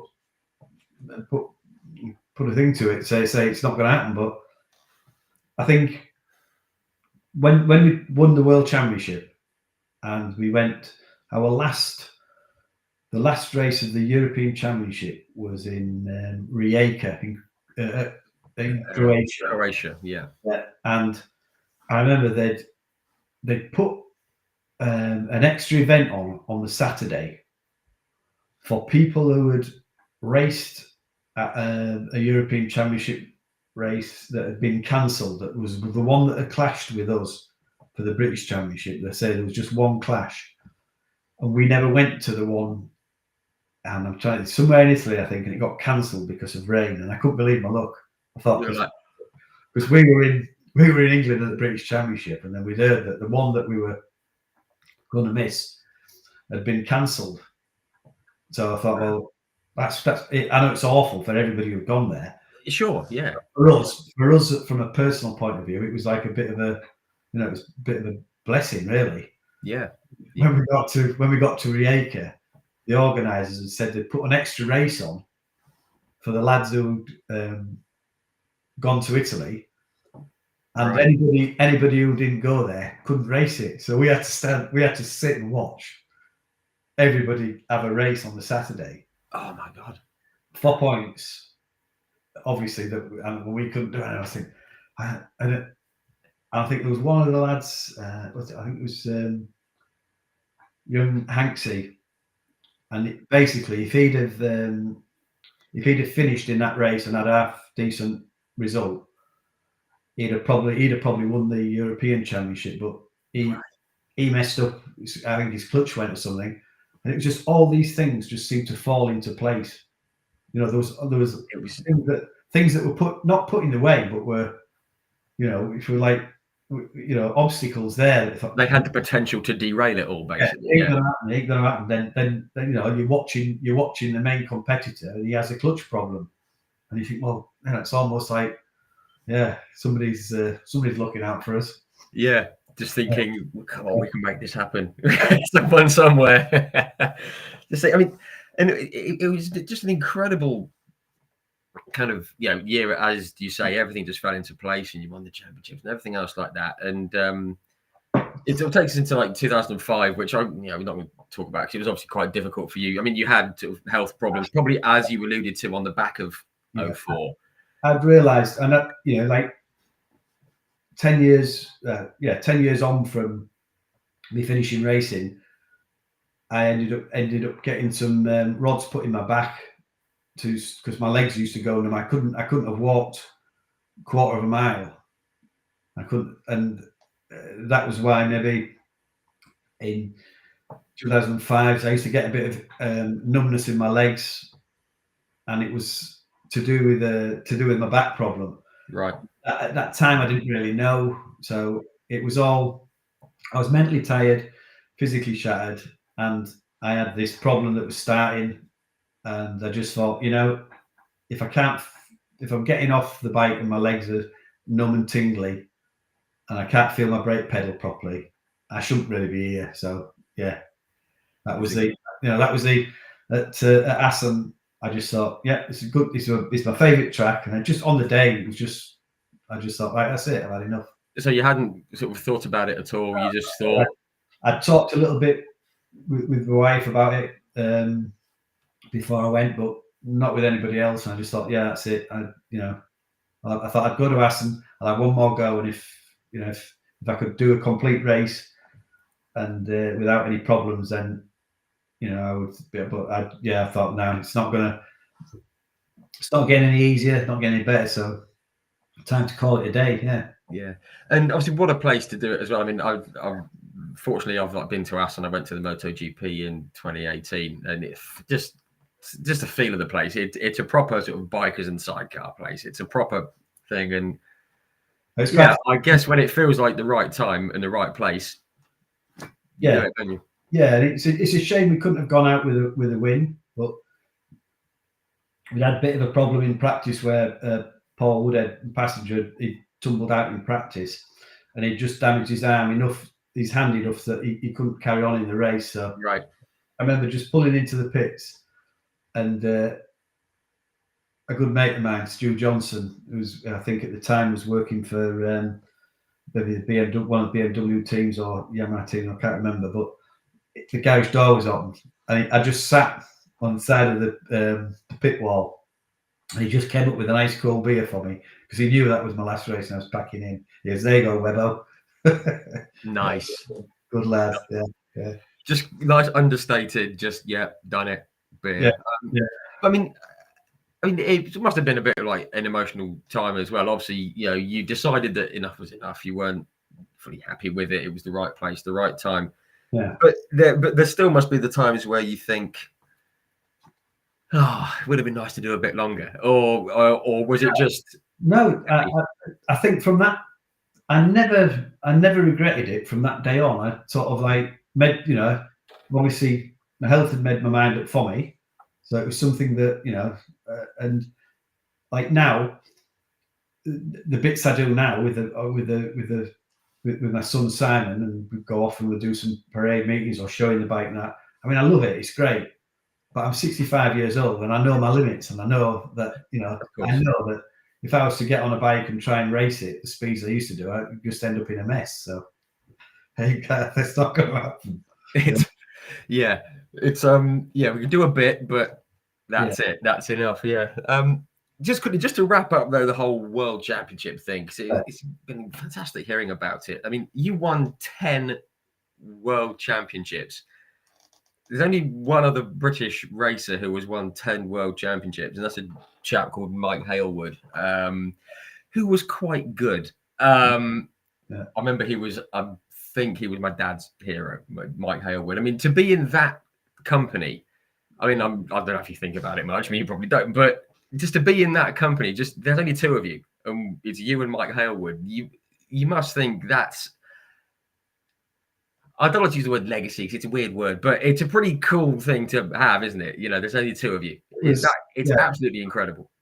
I do sometimes sort of like, think, well, yeah, we've done all right. We've done pretty good, but I think it's you're just as good as the team that's around you, really. I always think, and it's like, we like sat here, but the amount of people that were, like say, behind me on my travels, it's been great to sort of like be involved with so many clever people, talented people who knew exactly what they were doing, and that was the key thing. It was like putting all those things together. I think that was one of the key things. But yeah, we were a good team of lads and lasses. Yeah, absolutely. I mean, and I've also, that is the mark of a proper champion, the person who says, okay, it's all against my name, but there's everyone else around it. You see it with like Lewis Hamilton does it, and there's so many people that come out and say that, and I always think that's the mark of a proper champion, the one who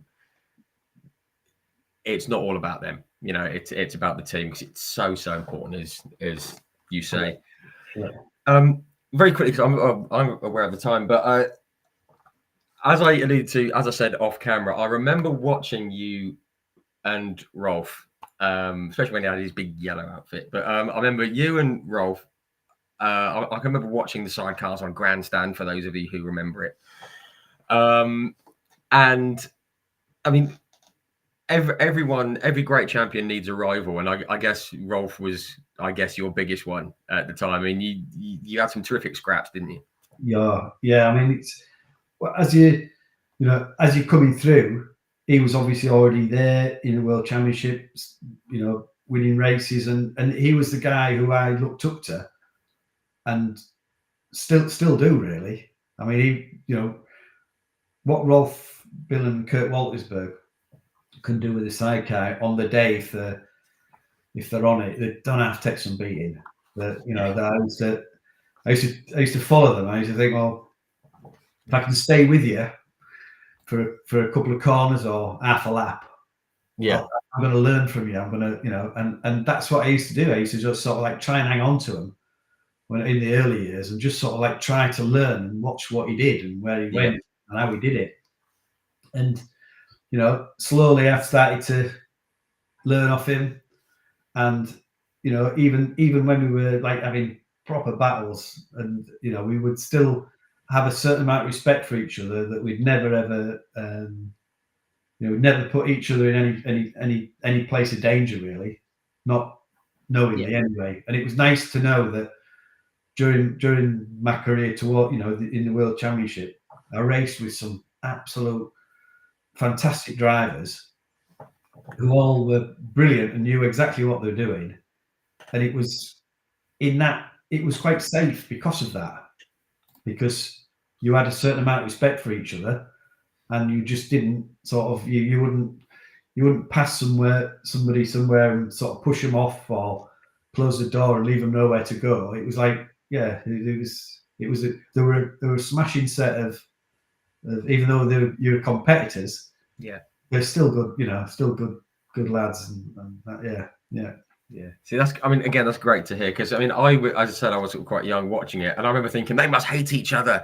They must, because when you're 7 or 8 years old, that's what you think. And it's just so nice that there's that kind of that camaraderie off the track.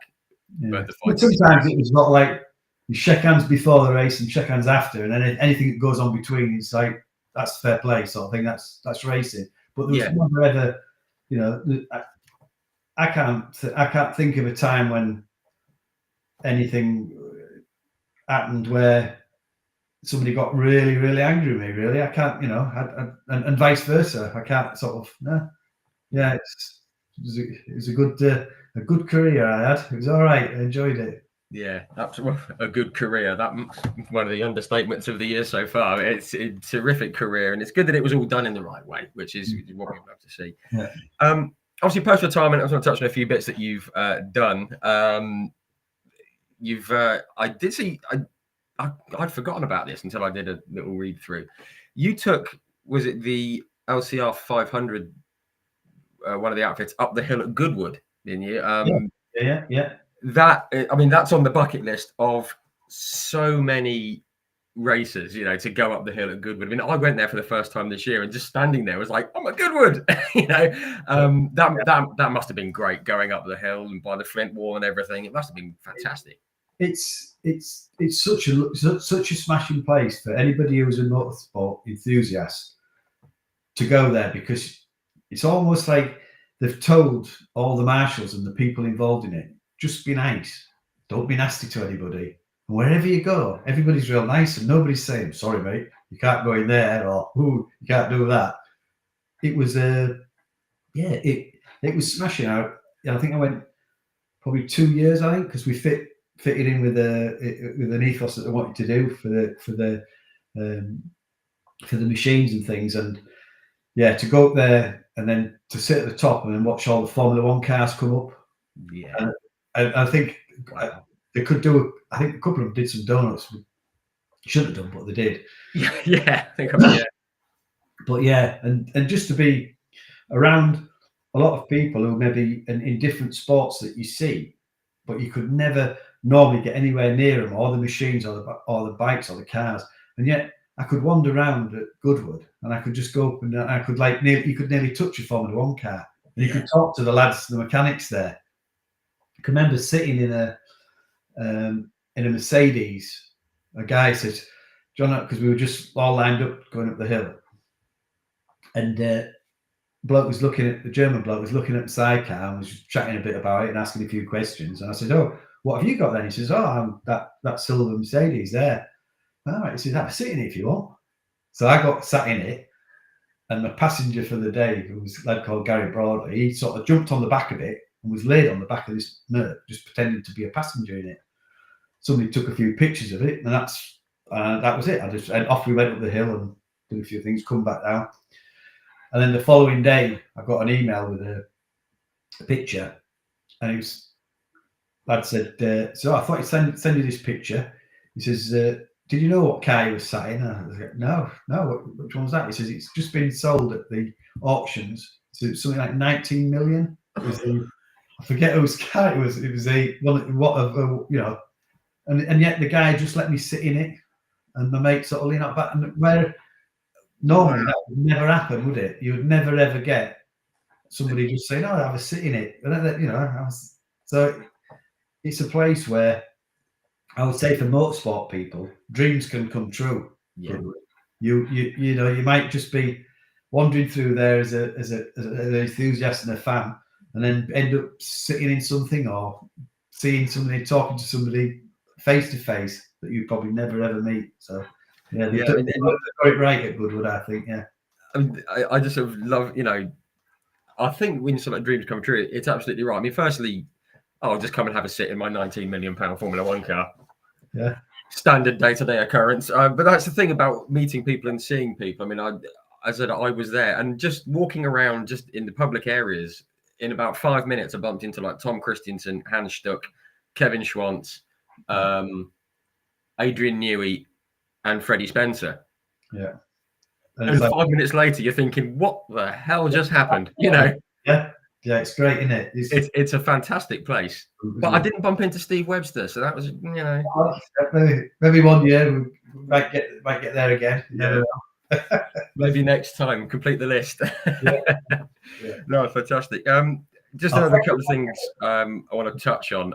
I did see some footage of you, was it 2 or 3 years ago at Cadwell Park, and you were still going around in the wet, age 60 something. But that must have been great. Oh yeah, because you'd rebuilt, or you built an outfit, hadn't you? Yeah, I've rebuilt quite a few of the one that went in the ditch in Holland. That I spent 3 years rebuilding that. I found out where it was, rebuilt it, and a good friend of mine, John Coates, now has that, and he takes that to Cadwell as well. So that's now going round, and that's back to spick and span as it was. And then I've also rebuilt my first 87 championship winning bike. So that's what we have at the moment, and that's we take it to Cadwell a few times. We've been over to Schwanenstadt in Austria with it, and to Assen, to a few events just for really parades and to show the bike and stuff. It's and my son Simon, he passengers me now, so it's quite good.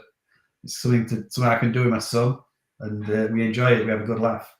It must be special to be able to do it with your son as well, because obviously, you know, yeah, it was generation type thing.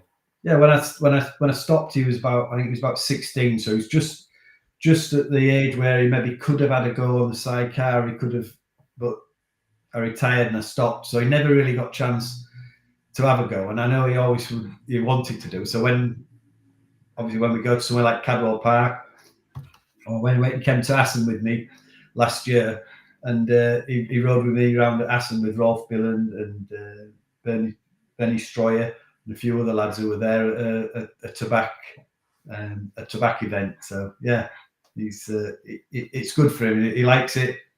Something he can do, and like I say, it's something that we can do together as father and son. So it's great. It's just a lovely thing to do, isn't it? Yeah. Love that. Just one thing before we get on some little fun questions at the end. You were awarded, was it 1990? You were awarded the MBE. I think you're only the second MBE who's been on here, I think. But did that come as, and it was for services to sidecar racing, wasn't it? I mean, did it come as a surprise? I mean, I guess it must have done. Well, you get a letter through the post, and you think, who's having a laugh with this one? Who's winding? Yeah, that's the first thing you think of. So, someone's done a great job with the headed newspaper, with the headed letter paper there. But we had it. That was, I mean, it's something. It's so special when it, when it came out that it was. Yep, it's definite. If you agree to it, you good chance you get it, sort of thing. Both me and Tony, we couldn't believe it because we both got one. So we went, of course, yeah, as a team, and just the day that when you go and the morning beforehand, you have to go and you have to go through rehearsals about how to walk, how to turn, how to actually go, what to say, what to do, and everything. And it was such a special day. Yeah. And then obviously, and I mean, to meet the Queen, it was fantastic. And she'd obviously been briefed quite a bit with the sidecars, because she was chatting quite a bit about sidecars and wicker baskets, and not been like they used to be in the old days, sort of thing. So it's sort of like, when I look back, I can't remember word for word, but it's all a bit of a blur. But it was just such a fantastic day. But a funny story was, after that, I went back to racing, and one of the Swiss lads was saying to me, he says, "Webbo," he says, "this MBE," he says, what's it mean? What good is it? What's it do? I said, well, it's, I've been recognised by the country for services to sport. He says, yeah, but he says, what? He says, do you get any money? Is it any benefit? And I said, well, I said, well, when you go to the shops and you buy a stamp, I said, you have to pay for it, don't you? I said, I don't. I says, when I go to fill my car up with fuel, I said, I bet you have to pay for your fuel, don't you? He went, yeah. I says, I don't. I went on like that about TV licenses. I said, even tax. I says, don't pay any tax. And he went off, and he was like, you could hear him. To all the rest of Switzerland, they're all looking at me like that. Of course, it's all just winding him up. But do you know something? They believed me for about. I says, no. I says, no. You don't get. I says, it's not like that. I says, it's a recognition for what you've done. I says, it's not, it's not all about anything else. That's great. I love that you just completely wind them up. Obviously, pick on the guys from abroad as well. Make sure. Yeah. No, that's fantastic. That's fantastic. Obviously, it's 35 years later, but congratulations on that, of course. Thank you very much. Very, very, very, very cool thing to have. Crikey, the time has really rattled on. My goodness, it always does when you're having fun. But I've just got a few little sort of fun questions and things that I always ask to people from various series and tweak them a little bit. But I mean, obviously, sidecar racing wasn't that prevalent when you were growing up. But did you have a favourite driver or rider, whether it was in sidecars or on bikes, or someone that you looked up to, even as you moved up through, your career? I think when I was younger, when I was sort of like messing around a little bit with the bikes early on, it was always like, I mean, Barry Sheen was always the guy to sometimes maybe go and have a look at a watch at Scarborough, or Mick Grant. They were all sort of, names of Roger Marshall, people who were that era. But I would say, going back to the sidecars, it was probably Jock Taylor was one of the lads, because he was Scottish, because he was, he won the work. He was good. He was good at the TT. He was winning world championships, and sort of like he was. I sort of like, I admired him, and I sort of looked at. But even though I never met him, I never raced against him. Right. Yeah. So, obviously, just a great name from the sport as well. Which everyone knows. Obviously, there's some very good young racers in. In like sidecar racing now, and they're racing on the circuits, they're racing on the Isle of Man TT, the virtuals and things like that. Is there anyone out there at the moment who you think is pretty special for whatever reason? Yeah, I mean, I help a lad who's a son of my good friend Tony Williams, and his son Luke Williams. He used to race cars, Formula Ford, and also at the Nürburgring with the saloon cars, and they run out of money and came into sidecars. I convinced them that they should, that Luke should race sidecars, and he's definitely a name for the future, and a potential world champion for sure. He just needs a bit of luck and some some time with his new passenger. So it'd be interesting this year. But I do help them quite a bit, and I wouldn't be helping him if I didn't think he was capable of winning. Yeah, absolutely right. And obviously, to have help from you and endorsement from you, that's quite a big thing, obviously for him as well, which is terrific. And obviously, you kind of follow the racing today, obviously, with what you just said. But this is one that I always like to ask.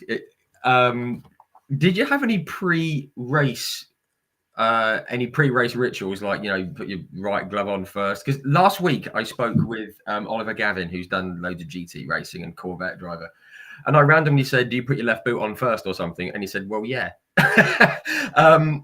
Did you have anything like that? Anything you had to do before you got in the outfit, or anything like that? No, it was always race with practice with red socks and race with blue. That was always. So that's a good one. Just have you had your different socks, and it's sort of maybe a bit of a what is it? You think you're just a comfort thing in it? Maybe, I don't know, but it just it was I love that. That's a great one, because there's so many people, car racers, that like tap on the roof twice, or they'll have to do something to the car, kick the tires, or do something. But different socks. Fantastic. A lot of people in motorsport, they sort of like they do different things to get the adrenaline, get themselves boosted up. Some people need to sort of like sit quietly beforehand.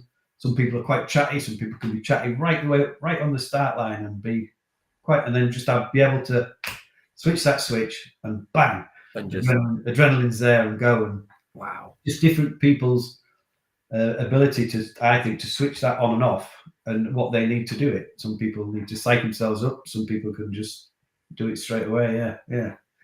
That is impressive how they racers can do that. Just flick the switch and be in the zone. Absolutely amazing. Okay, this is always a good one. Did you have a favourite circuit to race on? I think I might know. One of them. I mean, Assen was always one. From probably Assen was my favourite circuit. Europe, and yet probably Donington might have been over here, because I had a lot of help from people at Donington, they supported me quite a bit throughout my career. And a guy there called Robert Fennell, who was part of 2-4 Sports, and he again opened a lot of doors for me, helped me along my way in my career, and yeah, he's just one of many people who played the part in it. So yeah, Donington was quite a big part of it as well. Yeah. Fantastic. I always thought, when it was on Grandstand, I always used to love it when they said sidecar racing from Donington, because I always thought it just looks like, I mean, it's pretty mad on a bike or in a car, but on the sidecars, it just looked ridiculous down the Craner curves and into the old hairpin. It just looks, well, fun more than anything else. It used to be who could you get through there flat out? If you could just about do it, just with a slight roll, just on the left at Craner. But yeah, you couldn't do it every lap. It was impossible because you drift out a little bit, first 2 right-handers, and then it was. But a lovely circuit, and always good people there. Yeah, enjoyed it. Fantastic. I've just seen a question pop up here. Excuse me. For my friend Keith Mail. He said, "Did the British Championship go to Thruxton, and what was it like going around there?" Yeah, that's a fast place. Yeah, Thruxton was. There's like one big fast right-hand corner at the bottom. I can remember that, and on a sidecar, that was really sort of, you're always on the edge of wheel spin, drift, and hanging on. And it was, you definitely realised how fast the sense of speed, let's say, coming up in towards the I think it was a chicane, wasn't it, before the start finish? Yes, you come up the hill from. Yeah. It was a good fast circuit, and quite good on a sidecar, quite enjoyable. Yeah, not just like a Mickey Mouse one. It was sort of like, made you feel alive, let's say. Yeah, fantastic. Love that. Good stuff. Okay. 3 more little things I want to touch on. What was the best sort of bike sort of outfit that you raced? If you could go back and have one more blast on something, which one would it be?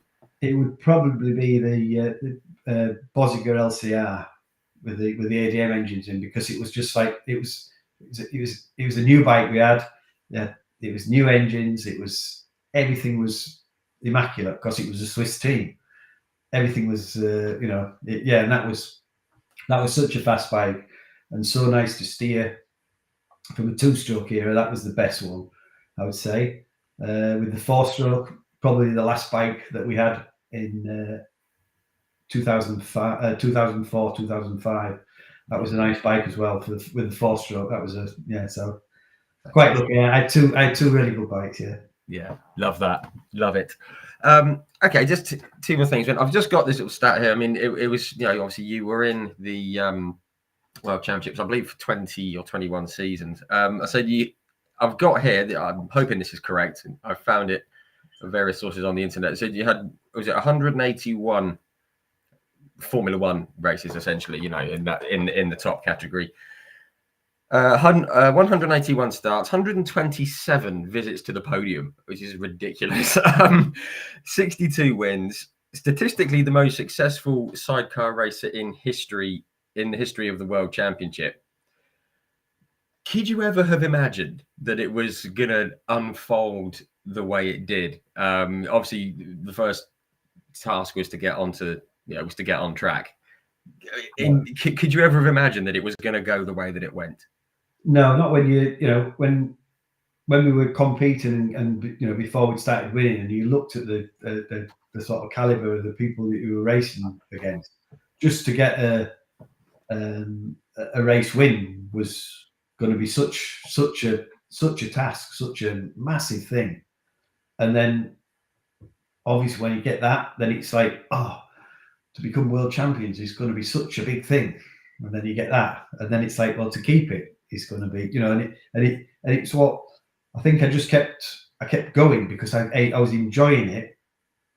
I loved what I was doing, and it was just, I was around smashing people in a lovely environment and a smashing part of my life that I look back on, and I just, like I said, I've said it before, I wouldn't change it, because it was mint, it was great.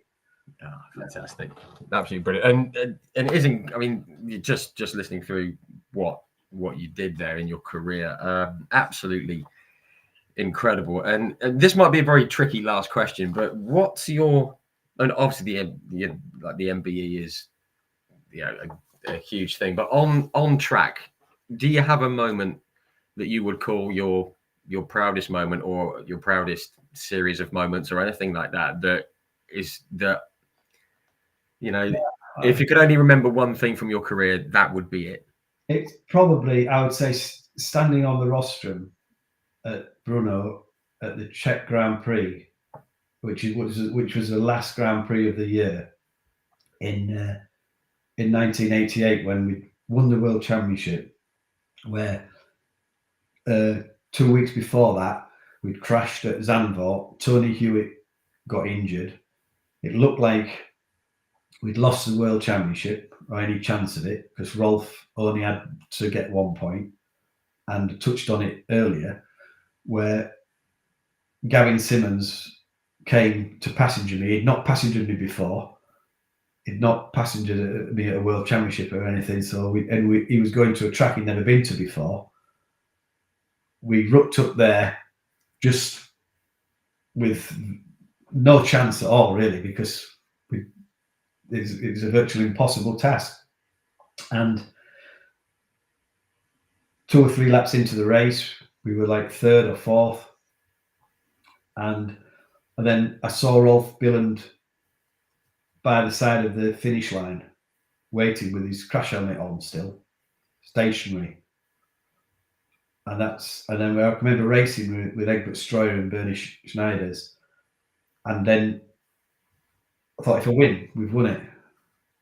And it was such a race that, like, Gavin, bless him, you know, he was like, he did his job. He was hanging on there at a circuit he didn't know, never raced with him before. And we were competing against ex-world champions to try and win a race, to win the World Championship. And we did. We won the race. And I think just standing on that rostrum and thinking, it just goes to show that never give in. Never give in. I love that. That is absolutely the perfect line on which to wrap up. Again, this has absolutely flown by, and I hope we've covered as much as we can. But that's an amazing kind of memory to finish on. Yeah, of all the things you did, just to have that, you know, never give in. You never know what's going to happen, and just keep going. And that is what wins you 10 world championships. Steve, it's been absolutely fantastic speaking with you. As I said, I was a big fan of yours when I was a kid, and I was so excited when you agreed to do this, and it's not let me down at all. So thank you so much for coming on and having a chat. It's been absolutely brilliant. Yeah, welcome, and thanks very much. Cheers. No, brilliant, great stuff. And guys, thank you for tuning in. I think we've covered everything in the comments. Much appreciated for all your support as always. And we'll be back next week. But in the meantime, thanks very much. And Steve, again, massive thanks to you. Really, really appreciate your time. Thank you. Cheers, Rich. Bye. Cheers, guys. Good night.